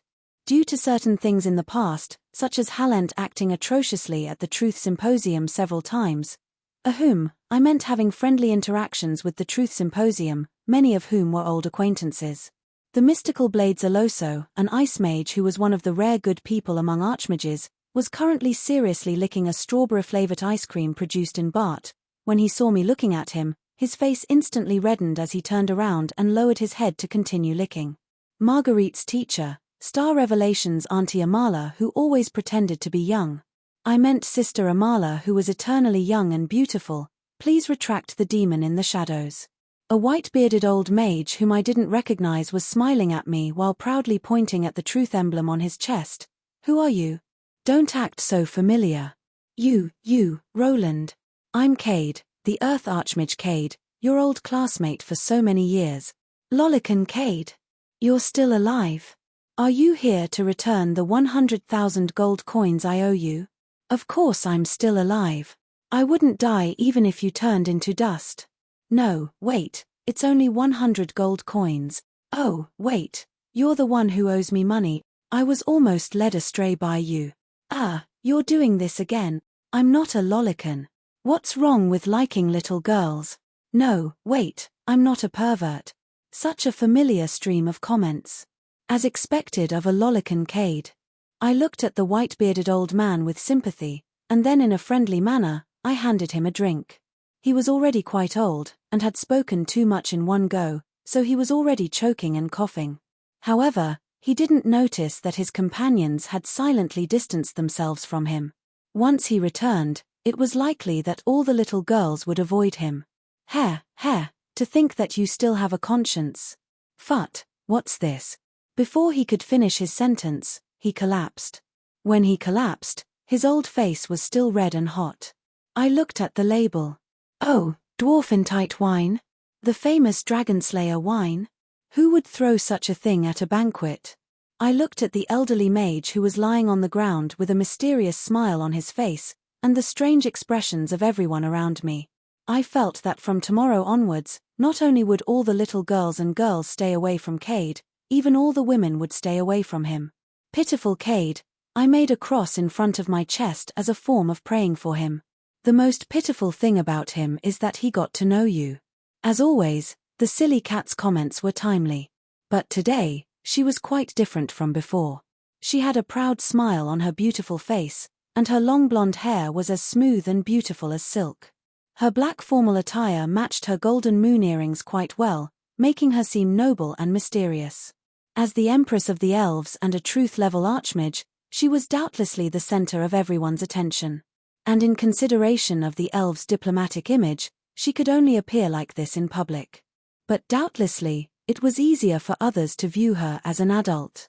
As far as I was concerned, only some of the truth-level mags were familiar with me. But for Harlois, there were probably only a few people she wasn't familiar with. She could casually call out the archmages' nicknames and talk about their scandals from when they were acolytes without hurting their reputation. Everyone around her would laugh at her. As expected of an old fox who had lived alone in the mage country for so many years. After adjusting her age, Harlois was able to utilize her past advantages and quickly became friends with the truth-level mags. Her astonishing knowledge and connections made people sigh in admiration. There was already a circle of people surrounding her. For most mags with unique personalities, this was an incredibly rare opportunity to get along well with others. Actually, I was quite famous in the mage world. Not only was I an undead archmage and an ice mage, I had also publicly prophesied the dangers of the Holy War in the Cloud Tower and promoted magical engineering technology, which left a deep impression on the mags. And as my prophecy was proven to be true, and magical engineering technology was gradually proven to have limitless possibilities, I naturally obtained the fame I deserved as an outstanding prophet. And after I killed Cade, the archmage who had originally intended to chat with me wisely kept his distance. In this day and age, even pets were more popular than their masters. While I was having a rare moment of free time, a familiar child's voice sounded behind me, causing my scalp to go numb. Dad, Mom invites you over. Chapter 749. Dad, Mom wants to invite you over. I turned around to see one of the 7 virtues, Rosa, looking at me with undisguised longing and love in her eyes. Her cute face had a sincere smile on it. She was so cute. If it wasn't for the fact that the environment wasn't suitable for her, I would have raised her up high and then taken out a lollipop. And then you'll get the same treatment as that lolican over there. Are you carrying snacks with you to entice young girls? You really are all perverts, a nest of snakes and rats. The silly cat actually managed to take this opportunity to retort. However, I still couldn't bear to see Cade's ugly state as he lay on the ground. Was there really not a single kind-hearted person who dragged him off the stage? Auntie Amala walked over. What a nice person, as expected of Marguerite's teacher. Why did you step on him? You even stepped on his face. You were so vicious. Should I say that as expected of Marguerite's teacher? And then I really couldn't bear to watch anymore. Hey, Cade, what's with that mysterious smile of yours even after being stepped on? I didn't notice that you had such a hobby back in the day. Dad. Behind me, the cute Rosa frowned and pouted, as if she was dissatisfied that I had forgotten about her. Actually, it wasn't that I had forgotten about her. I was just doing my best to pretend that I didn't see Senpai glaring at me from the corner of the wall. Cough, little Rosa, try this ice cream. Finn's strawberry ice cream is a specialty of Bardi. Didn't you see how happy that fat uncle is eating it? It's already his 15th bowl, and he's still licking his glass. Is the food in the Cloud Tower really that bad? My last complaint was slightly louder than usual, so probably everyone heard me. And then, I was delighted to see Master Aloso's face instantly turn red, and then, he turned around and continued eating. When he didn't finish eating for long, Auntie Amala's expression turned serious as she went to look for that fat elder who had embarrassed the mags. TSK, he actually ran out of the living room and even took the remaining 5 ice creams with him. Honestly, I felt like I was being especially shameless today as I looked at these shameless archmages. Roland, how much longer are you going to pretend that you didn't see me? However, the familiar voice behind me sent a chill down my spine. I slowly turned around. That familiar green color was giving off a nostalgic anger. Roland, you better go see a neurologist. You're really becoming more and more like the one lying on the ground. Shut up, silly cat, or I'll turn you into a young girl right now. You have to get through this first. The silly cat probably didn't want to embarrass herself in front of her colleagues, so she retreated. However, this only gave me an even greater headache. He slowly turned around and put on a well-practiced social smile. He scratched his head and squeezed out a sentence. Senior sister, you're really beautiful today. It wasn't a bad idea to praise a well-dressed woman first. Furthermore, I wasn't lying. Unlike her usual plain attire, the senior sister was wearing a light purple silk dress today. There were mysterious facial lines on her pretty face, making her look dignified and mysterious. Her green hair, which was originally slightly curly, was straightened to her waist. Unlike the other noble women attending this banquet, Amelia didn't wear any precious metal jewelry on her body. However, the fresh flowers on her head, the green vines on her arms, and the grass garlands on her bare feet were all mystical jewelry that had a natural artistic style. She wore a pair of gold-rimmed eyeglasses, which made her seem less glaring. If it wasn't for the fact that no one attending this banquet was an ordinary person, perhaps someone would have already tried to hit on her. Today, Amelia was quite special. She was quiet and beautiful, and even seemed slightly motherly. If I had to find an adjective to describe her, I would probably have to use the cliched nature goddess or forest fairy. But now, this originally quiet forest fairy was angry as well. She was glaring at me with displeasure, but the next instant, she smiled again. Since you're praising me sincerely, I'll forgive you for now. Since when did my senior sister become so easy to talk to? I told her to go to the Northlands, but she stood me up, and she forgave me just like that. Of course I won't let you off so easily. Promise me one thing. I paused in surprise, but silently nodded. As expected, my senior sister wasn't so understanding. Roland, I know several excellent psychiatrists. You should go take a look. Silly cat, shut up. However, Amelia smiled. Unlike before, this smile was very faint, making it hard for others to see it clearly. Come to the Forest of Dreams in the future when you have time. Jill has already said many times that Daddy has other children and doesn't love us anymore. Samantha has also secretly looked at your portrait and cried several times. Although those children are independent and stubborn, they actually lack fatherly love. At the very least, come often. Someone was currently pulling on my shirt. I looked down to see Rosa's pitiful expression as she tried to hold back her tears. I'll cry for you if you don't agree. This was a wordless threat more powerful than anything else. At this moment, I was petrified. Fatherly love, responsibility. I panicked, I really panicked. Then, Amelia gently helped me tidy up my untidy shirt. She got closer to me and lightly rubbed her red lips against my cheek. Amelia then directly left with Rosa, leaving behind me in a state of complete confusion and petrification.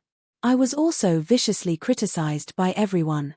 "Roland, you're just as perverted as that Cade. No, you're even worse, scum. Your child is already so old, yet you're still fooling around outside. Auntie, you're an archmage, yet you don't know what a wood spirit is. Can you not lie through your teeth? Angel Amelia, my eyes." That archmage was actually vomiting blood. It would seem that the legendary Angel Amelia's fan club was going to place a bounty on my head again. My hands are burning. Burn this scum. My ice mage friend, when did you learn how to make fireballs? It's fine if you make fireballs, but at least don't set your sleeves on fire. Ha ha ha, Roland, you finally have such a day. You scum who always tries to screw me over, you deserve this day. This person was Cade, who had been laughing out loud in public while everyone else was whispering and pointing at him, causing the mags to lose all face. He had been courting death for over 100 years without wavering. Cade was currently shivering from the cold after Auntie Amelia used a layer of sleet to sober him up. Now, he was pointing at me arrogantly and laughing out loud, but he didn't notice that Auntie Amelia was so angry that she was rolling up her sleeves. I felt that it wouldn't be long before all the archmages in the town of Roth would have to learn a new required class, mage diplomatic etiquette and self-cultivation.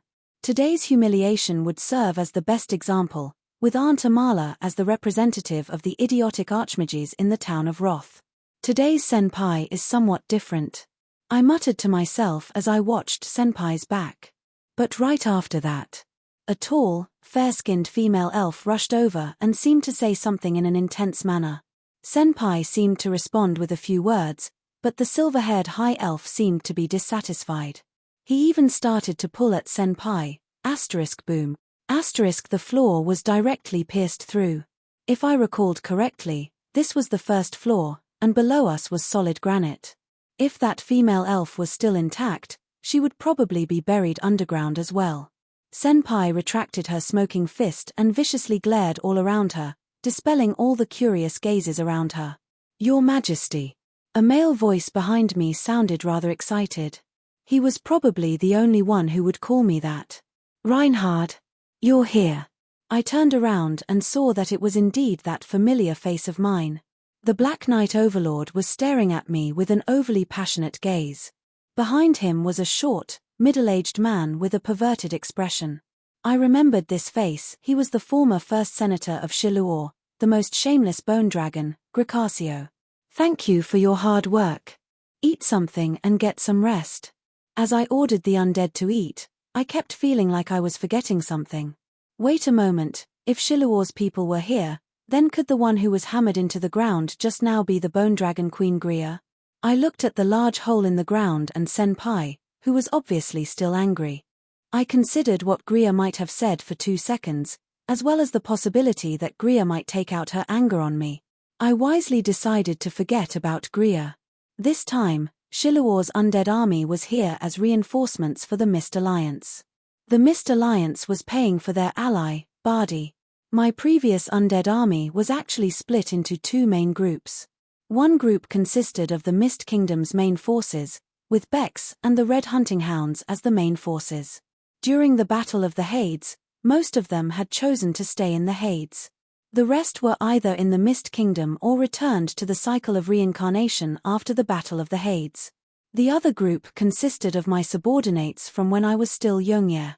Harlois, Gricasio, Reinhard, Gria, and the other undead senators were all my subordinates.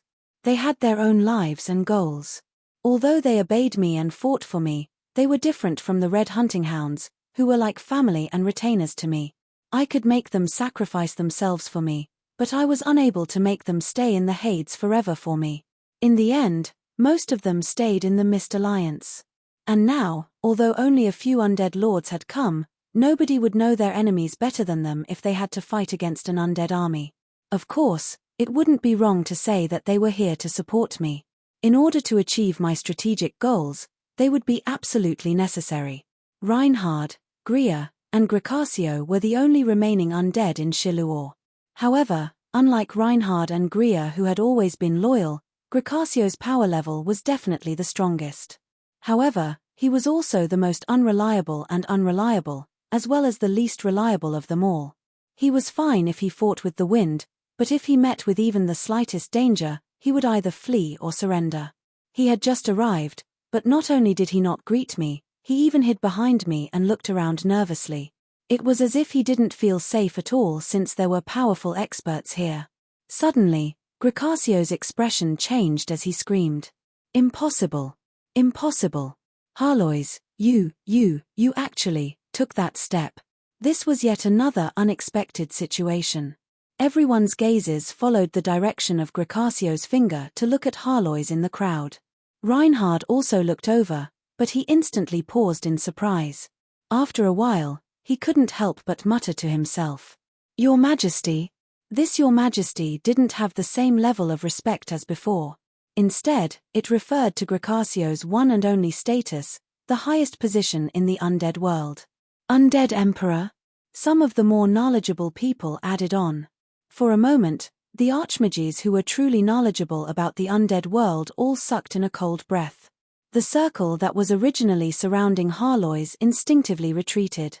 Harlois was also astonished at first. But then, she condescendingly glanced over at Gricasio, her old enemy who was ranked higher than her, and revealed a proud smile. Yes, I'm now an undead emperor as well. This is the benefit of following boss.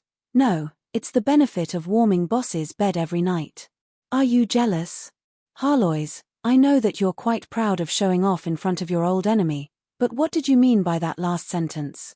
Why did you say that to Upanishad? She's glaring at me. You silly cat, you're trying to murder me. Chapter 750. What was an undead emperor? There was probably no need to explain just how difficult and inconceivable it was for an undead emperor to appear, nor would there be any need to explain what undead emperors represented. All of us level 4 individuals had teamed up together in order to kill 2 undead emperors. Although it seemed rather foolish to categorize powerful individuals into levels, the undead emperors were probably the most difficult to categorize. It was impossible to estimate how dangerous an undead emperor was. His Majesty was the title that the intelligent undead revered towards the undead lord who had ascended to the throne. Dozens of undead lords viewed the path to the heavens as an insurmountable obstacle. Of course, the most accurate way to describe an undead lord would be the way people viewed them. Calamities. Apart from very few exceptions, every time an undead emperor appeared in the mortal plane, it would be a calamity for all living creatures. The undead emperor who ascended to the throne would summon the restless undead lords in the darkness to form a new undead army that would sweep through the entire world. Then, it would be a world-scale war. Unlike the Holy War, the Calamity War would be less intense, but it would affect a much larger area. If the Calamity War wasn't stopped in its infancy, the losses would be astronomical. If you looked through the history books, there were plenty of such examples. The final result would usually be the undead emperor's defeat and death. However, very few undead emperors were directly killed. Many escaped to other planes. The negative energy, ice, or poison mist planes that the living couldn't reach gradually became planes that belonged solely to the undead. Were there any undead emperors who didn't cause trouble? As far as I knew, apart from the Undead Republic special situation, there were no other undead emperors. This was partly due to the undead status in the mortal plane. Also, the undead were naturally stubborn. Very few of them would be normal once they reached the peak. Then, when an undead emperor truly appeared, the undead lords would have waited for several decades or even centuries. How could they possibly miss such an excellent opportunity? It was precisely because undead emperors were the true rulers of the undead that they had the power to summon undead lords. That was why they were called emperors, and why all undead would respectfully address them as Your Majesty.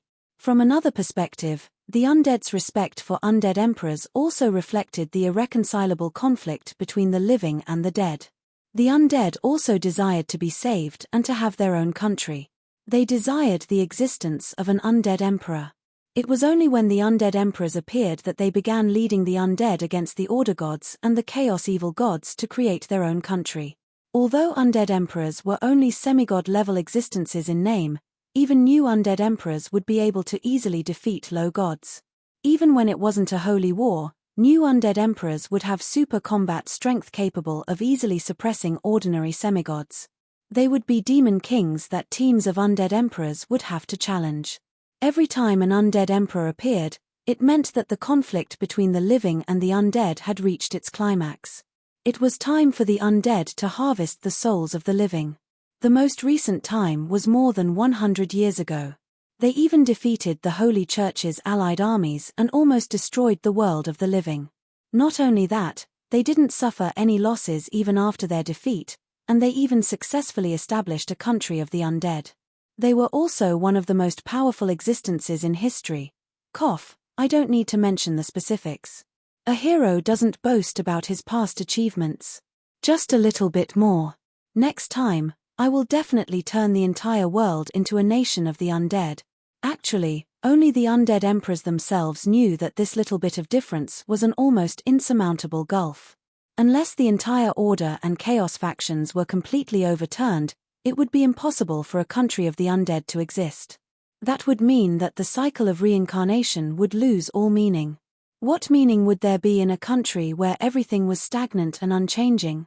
There were no idiots among the undead emperors. After the undead emperors understood all this, some became dispirited and hid in their own undead planes, while others began focusing on their own research and breeding undead. But from a certain standpoint, as long as the undead still existed in this world, their unwillingness and resentment would continue to give birth to intelligent undead. Evil people would need their own saviors, and the undead would need their own masters.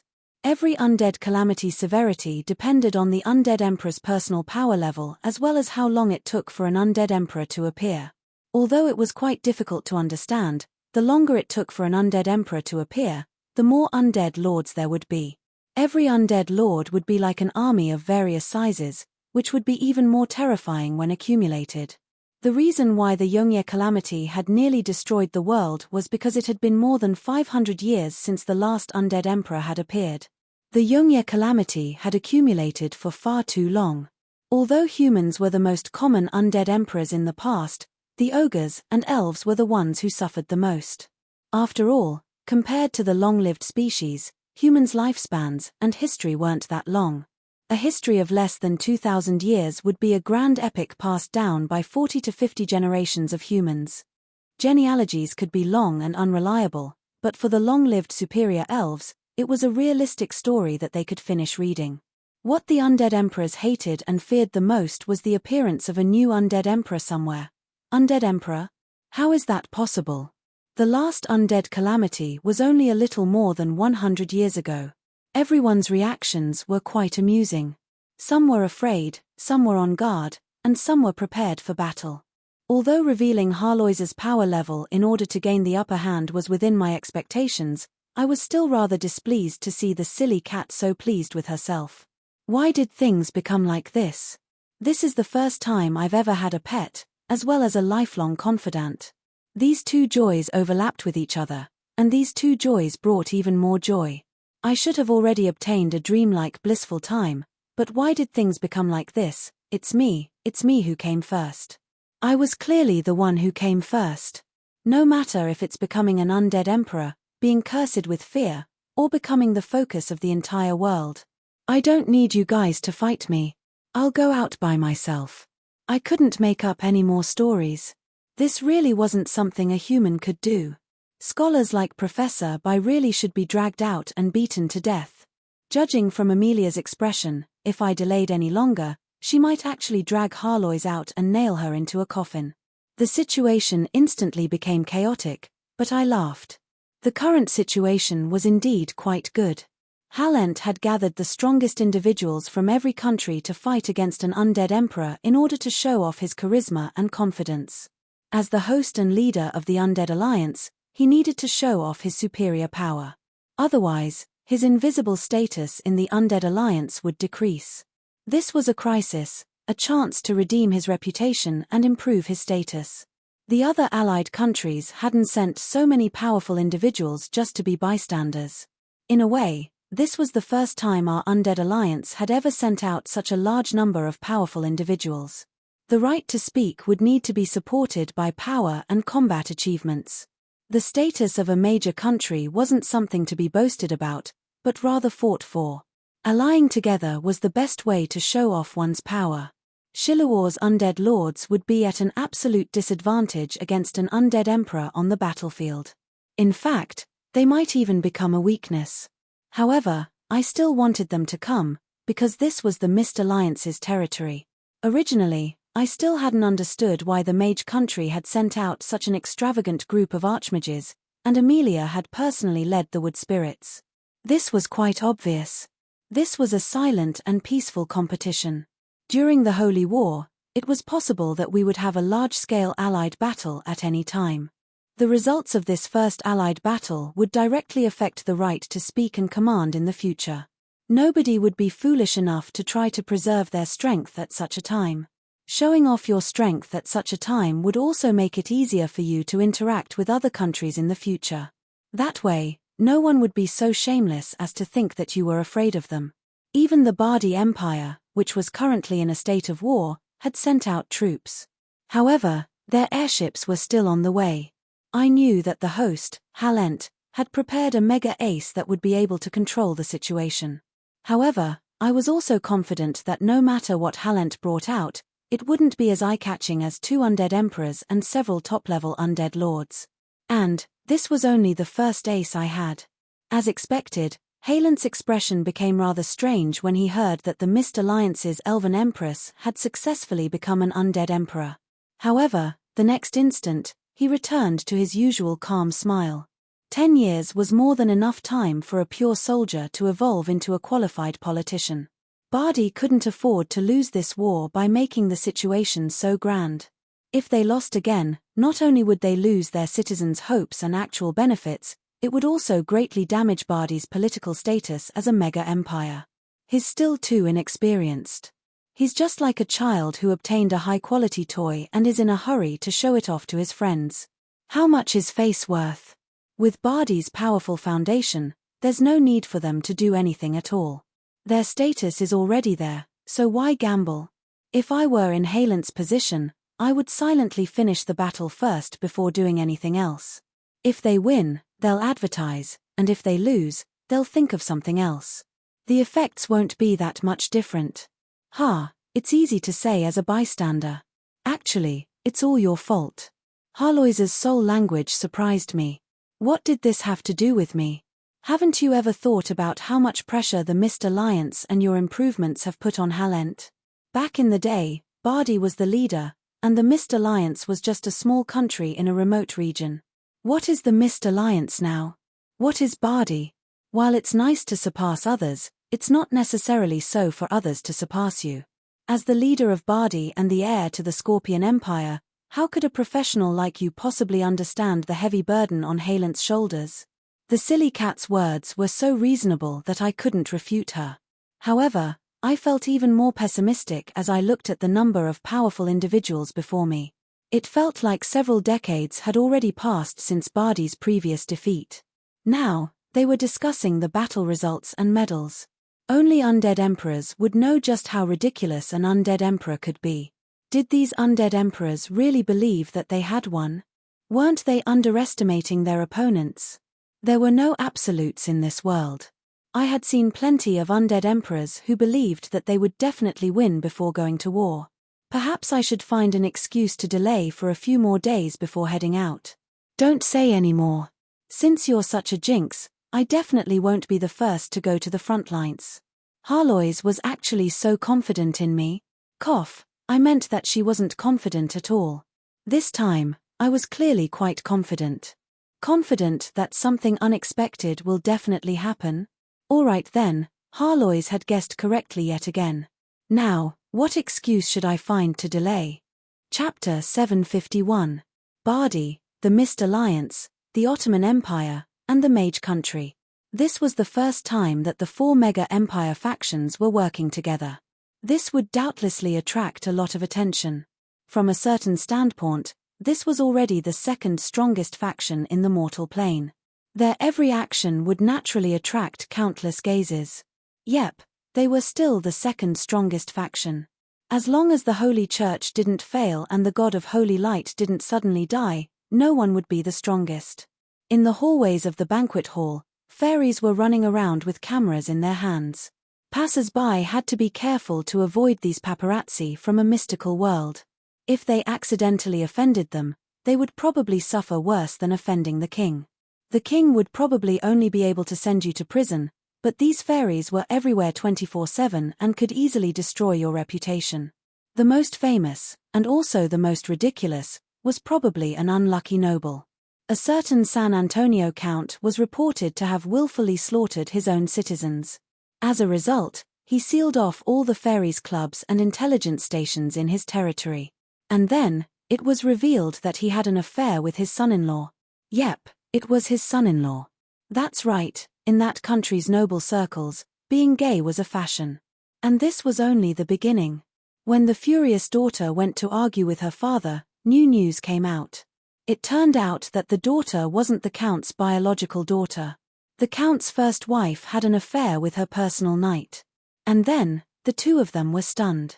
The father and daughter who had been together for 30 years actually weren't related by blood. This was something that even the count didn't know about, yet the fairies were able to dig it out. But before the count could even be happy, a bolt from the blue struck him. And that wasn't the end of it.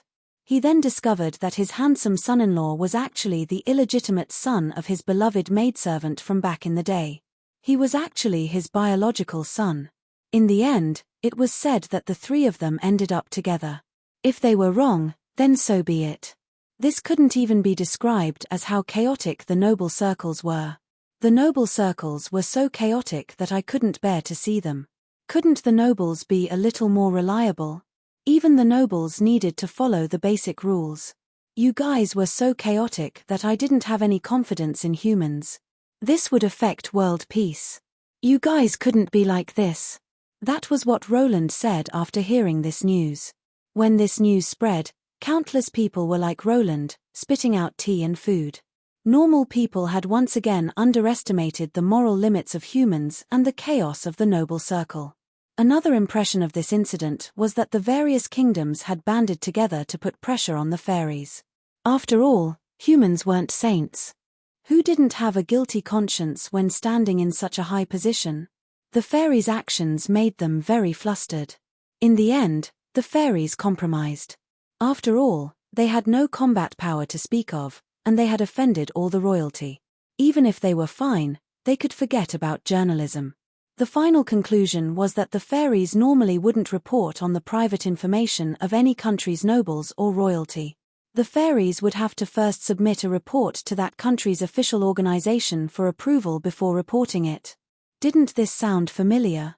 This was a famous system of censorship in a certain region. Of course, the fairies also received a series of benefits, such as the credibility of official support and so on. All kinds of publications and newspapers could also be sold everywhere. Of course, the fairies also received many benefits, such as public trust from official support. All sorts of publications and newspapers could also be sold everywhere. They also knew that they weren't liked by others. They never needed others' approval when gathering information. But this time, so many powerful individuals had gathered together. Just a few of them were like the fairies from various countries. They were already used to being treated coldly and disdainfully by large individuals. What they couldn't believe was that this time, someone actually voluntarily invited them to report. Originally, after the banquet, everyone should have gone their separate ways after chatting and preparing for the upcoming battle. However, most people left, while I stayed behind. They were all high-level officials from various countries, as well as powerful individuals that I trusted. Since I met the fairies, I naturally brought them with me. This time, I was going to have a press conference. Since everyone knows who I am, I won't waste any more words. There's a reason why I've been running around all over the world and even fought against 2 chaos main gods. Perhaps you all think that it's still alright for you right now, and that the final victory will come even if it's difficult. But let me tell you that that's all nonsense. It's highly likely that tomorrow will be the end of the world. Actually, I had never been able to understand the main characters of those legendary stories. Even though they had worked so hard and gone through so many life and death trials to finally expose the Chaos Main God's scheme to destroy the world, they still decided to challenge the Chaos Main God by themselves and use their lives to stop the Chaos Main God scheme from succeeding. A legendary hero would at most bring along a few companions to challenge the Chaos Main God. This sounded cool, but why did it seem so stupid when I thought about it? Since the Chaos Main God wanted to destroy the world, why didn't you just publicize the news and let the military and police handle it? Not only would it be safer than risking your life by yourself, it would also have a much higher chance of success. In the end, why did you have to forcefully turn your plan to destroy the Chaos Main God into an illegal private brawl? It wasn't like this world belonged to just one person. Since someone wanted to destroy everyone else's world, I should hang him up as a target and let him have a taste of the people's war. I don't know what will happen once Cavendish opens up the dimensional barrier. You can all imagine for yourselves. I took out the speech script that I had prepared beforehand and gave evidence. From start to finish, I spoke for more than half an hour. I started from the final decision made by the two goddesses of order and chaos during the immemorial war, all the way until I found clues about a certain Chaos Main God and the Chaos Girls. Previously, I had always described calamities as the end of the world or the destruction of the world. However, most of the time, it would just be a change in the sky, with a new leader and species taking power. But this time, if things went too far, Aishi would truly be finished. I swore on the holy light that I had a dozen pieces of evidence. I even emphasized the fact that Prophecy Grandmaster Akama had mysteriously been assassinated right after I had agreed on a prophecy date with him. The more I spoke, the uglier the emperors, kings, and dukes' expressions became. I heaved a sigh of relief when I saw how their expressions changed. All right, I tossed the responsibility to them. They didn't intend to die together with the world, so they would voluntarily help me find, block, and assassinate Cavendish. Meanwhile, the fairies backstage were constantly recording this scene with their memory crystals. Soon, the details of today's conference would be spread to every corner of the world through their channels. At that time, Cavendish would finally be able to experience what it felt like to be the public enemy of the entire world. Survival was the most basic instinct of all. Anyone who was sane and wanted to survive would find it difficult to agree with Cavendish's way of thinking. Perhaps even his allies would immediately turn against him. The main characters of those legendary stories aren't that smart. My way of dealing with things is the correct way. Fight to the death against Cavendish by myself? I wasn't that bored. I wasn't like Cavendish, who would always say as long as you're happy, the results aren't important at all. For me, after putting in so much effort, the most important thing was that the results were good. Actually, with some slight adjustments, it's still the same type of legendary story.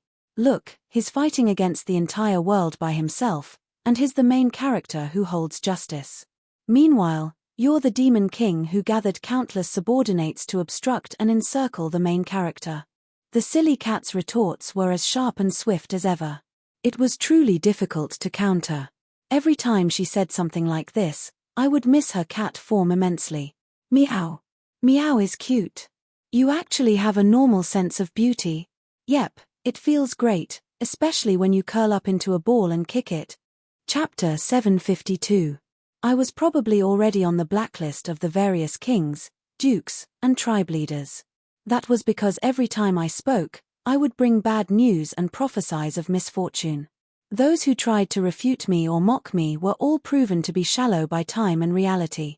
The prophecy of the holy war, the prophecy of the undead calamity, the elves facing a demon wave.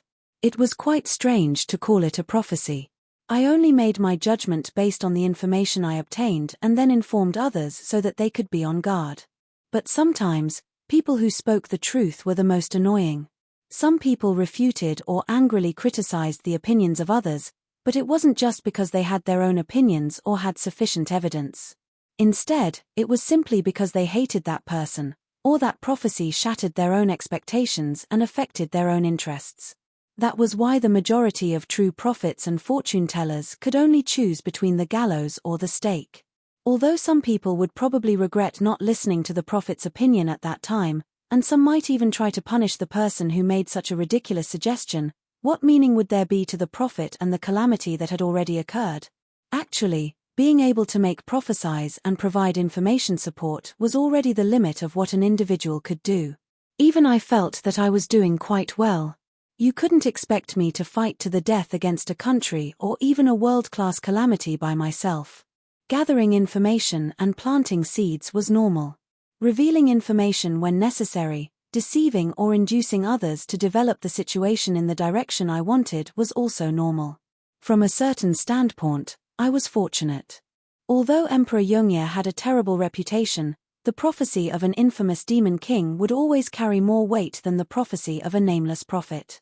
My numerous prophecies had been ominous. At first, I didn't believe them, but then I became doubtful. Now, I was that damned crow's mouth, and let's hear who's the unlucky one this time. My hard work wasn't in vain. Perhaps it was only the seemingly unimportant information support. Only I, who knew the game's history, knew how much had changed. The early warning of the Holy War and the spying from the Chaos Abyss stopped the human countries from making trouble. The catastrophic human civil war in the game's history didn't occur. Due to a combination of factors and my guidance, the underground world's invasion was stopped right at the beginning. The entire Order faction didn't suffer too many casualties before the Holy War, which was much better than the game's history. As the Holy War progressed, more and more powerful enemies would appear, and the future would be impossible to see. All the leaders of the various countries would remember my previous prophecy. Maybe they still won't like me, but at least they will listen to what I have to say. The leaders of Bardi, the Mist Alliance, the Ottoman Empire, the Wood Spirits, the Mage Country, and so on had all signed this joint declaration. Cavendish and his companions had become public enemies of the entire world. Benefits would lead to strife, and strife was also for benefits. What benefits did Cavendish have? He wanted to open the dimensional door. In that case, the sealed cycle of reincarnation and the Holy War would become meaningless. The future of all life would become unknown. This sounded quite good, but the premise was that in the ancient era, Asia had almost been destroyed by foreign invaders. Most propaganda and fairy tales would never mention what was outside. If it was mentioned, it would involve the dangerous dimensional invaders that attempted to destroy the world. However, as a spellcaster, reason and knowledge were the most fundamental weapons. It was meaningless to oppose for the sake of opposing. We can assume there's something out there. The most likely scenario would be the same as the ancient God Wars, where a group of hungry beasts were waiting for delicious food. In that case, the entire mortal plane would suffer a calamity. If we could survive it, Asia's sealed natural cycle would be broken, and our world would be filled with the existence of multiple universes. This would be a good thing for the entire world of Asia. The sealed path of evolution would be reopened, and technology, magic, and civilization would all develop explosively. If we couldn't survive it. Actually, just like in the Chaos Abyss, where demons had invaded the mortal plane, there would probably still be some original inhabitants that would survive. However, it was unknown what would happen to the mortal plane, whether they would become slaves or food. But no matter if we could survive it or not, the powerless ordinary humans would likely suffer tremendous losses. Since the mortal plane had entered a natural cycle where the strong preyed on the weak, it was necessary to be prepared to be eliminated. I didn't know how many people would die in the mortal plane, but the ones who would die first and the most would definitely be the ones who didn't have the power or status to protect themselves. Of course, it was also possible that the hungry beasts had already left, and there was nothing outside. That would be the equivalent of opening the door for nothing, and Cavendish would have done all this for nothing. The dimensional walls were jointly sealed by the two goddesses of order and chaos. Theoretically speaking, it would be impossible for the creatures of this world to leave. Don't ask me how Roland managed to leave, as he had done so many times in the past, far beyond the realm of theory. However, my unreliable cheat told me that the mortal plane had been sealed in order to guard against the outside world. It would still be possible to leave, but it would be impossible to enter again. If Cavendish had any information that could explain the situation outside, he would have shown it to me long ago in an attempt to convince me otherwise. I couldn't understand how Cavendish's noble goal would be able to benefit his companions in this situation. Yes, I was only referring to his allies and companions. I could understand Cavendish's goal, as his will would be unshakable. But what could he possibly give his subordinates and allies? A ticket to travel to the end of the world? In my opinion, it would be a ticket to the end of the world. A higher status and more money? Since the entire world could be destroyed, these things like status and money would become meaningless. More power. This would be somewhat meaningful, but didn't most people pursue power in order to have a better life? Besides, would the power given to them by a Chaos main god be able to help them survive the Armageddon? What meaning would power have if they didn't have it? I couldn't understand what Cavendish could possibly promise others. No matter what kind of alliance it was, the most important thing would be mutual benefits. But if an ally's benefits became murdering others, then this alliance would naturally become meaningless. It could be said that ever since Cavendish revealed and announced his goal, he had become the entire world's enemy. Ever since he learned of his goal, all of his allies had already betrayed him. Sophocles the deceiver was carefully creating a fatal trap to kill him. His subordinates were probably also wavering. Apart from a pure lunatic, I couldn't understand why anyone else would continue to follow him. And since I was trying to make my position unclear, I had to stand against Roland, even if I had to kill my own kin. Is it worth it? Even if the entire world becomes his enemy, even if the entire world is destroyed, he still has to accomplish his goal. By the time we finished the meeting, everyone had grim expressions. It would seem that they now understood how dangerous Cavendish was. When I mentioned that I needed a fortune teller to help me find Roland, the Truth Symposium leaders instantly agreed. Not only would they send out the best fortune tellers and prophets, but they would also use the Mage Country's God equipment reserves and the Cloud Tower's mana ocean to uncover Cavendish and his scheme at all costs. The fairies immediately agreed that tomorrow, next week, and even next month, all the headlines would be about this news. The entire world would learn of Cavendish's evil deeds. Halent promised that the dragons would pay close attention to this matter and pursue it to the end. Of course, there was something even more tangible. No matter if it was the dragons, mags, wood spirits, elves, or humans, all these proud and arrogant individuals promised me that as long as the situation was urgent, all I needed was a single notice, and they would seriously take action. That didn't sound like much. This was completely different from the usual battles where one would simply be a bystander on the battlefield. This was a battle where one would have to risk their lives. Normally, when level 4 individuals from different countries fought, unless there was a special reason, as long as the difference in power wasn't too great, there would usually be no fatalities. After living for so long, they were all old foxes. They would always hold something back even if it wasn't important. They wouldn't use forbidden spells, and they would only use powerful ultimate techniques. They would fight until their mana reserves reached more than half, and they would use up more than half of their items. Then, they would say their goodbyes and go home. The most obvious and shameless example would probably be the previous battle between the Undead Emperors and the Truth Symposium. Both sides had top-level mags, and they had more than 10 top-level mags fighting for almost half a year. Yet, there were no fatalities at all. No matter how beautiful the battle was, the fact that there were no corresponding fatalities or battle results was the best explanation. But since the Undead Emperor's scheme had succeeded, there would be no future for them. This gave the Undead Emperors a reason to risk their lives. The power they could use would be immeasurable. It could be said that I, who had originally been weak, now had countless people supporting me. Meanwhile, Cavendish, who had originally been strong, was gradually becoming a loner. As I expected, the next morning, the calamity rankings were updated. Cavendish, who didn't have many combat achievements in the mortal plane, instantly skyrocketed to the top. He kicked aside the Mega Nightmare who had been at the top of the calamity rankings for more than half a year and directly reached the top. But when I took a closer look at the calamity rankings, my mood became quite terrible. Didn't your ranking drop by 1 spot? Why are you so unhappy? Could it be that you want to reach the top of the calamity rankings? But that wasn't the only thing that made me unhappy. It's fine if they insist that I'm dangerous and don't take me off the calamity rankings. It's fine if they don't discuss with me and give me a new title, but why does Cavendish have the title of Chaos Destroyer as soon as he gets on the Calamity rankings, while I have the strange titles of Calamity Harbinger of the Dark Night and Calamity Bird of Death? What's the meaning of these shameful titles? What nonsense is this? This doesn't seem like a fairy's style. Let me see.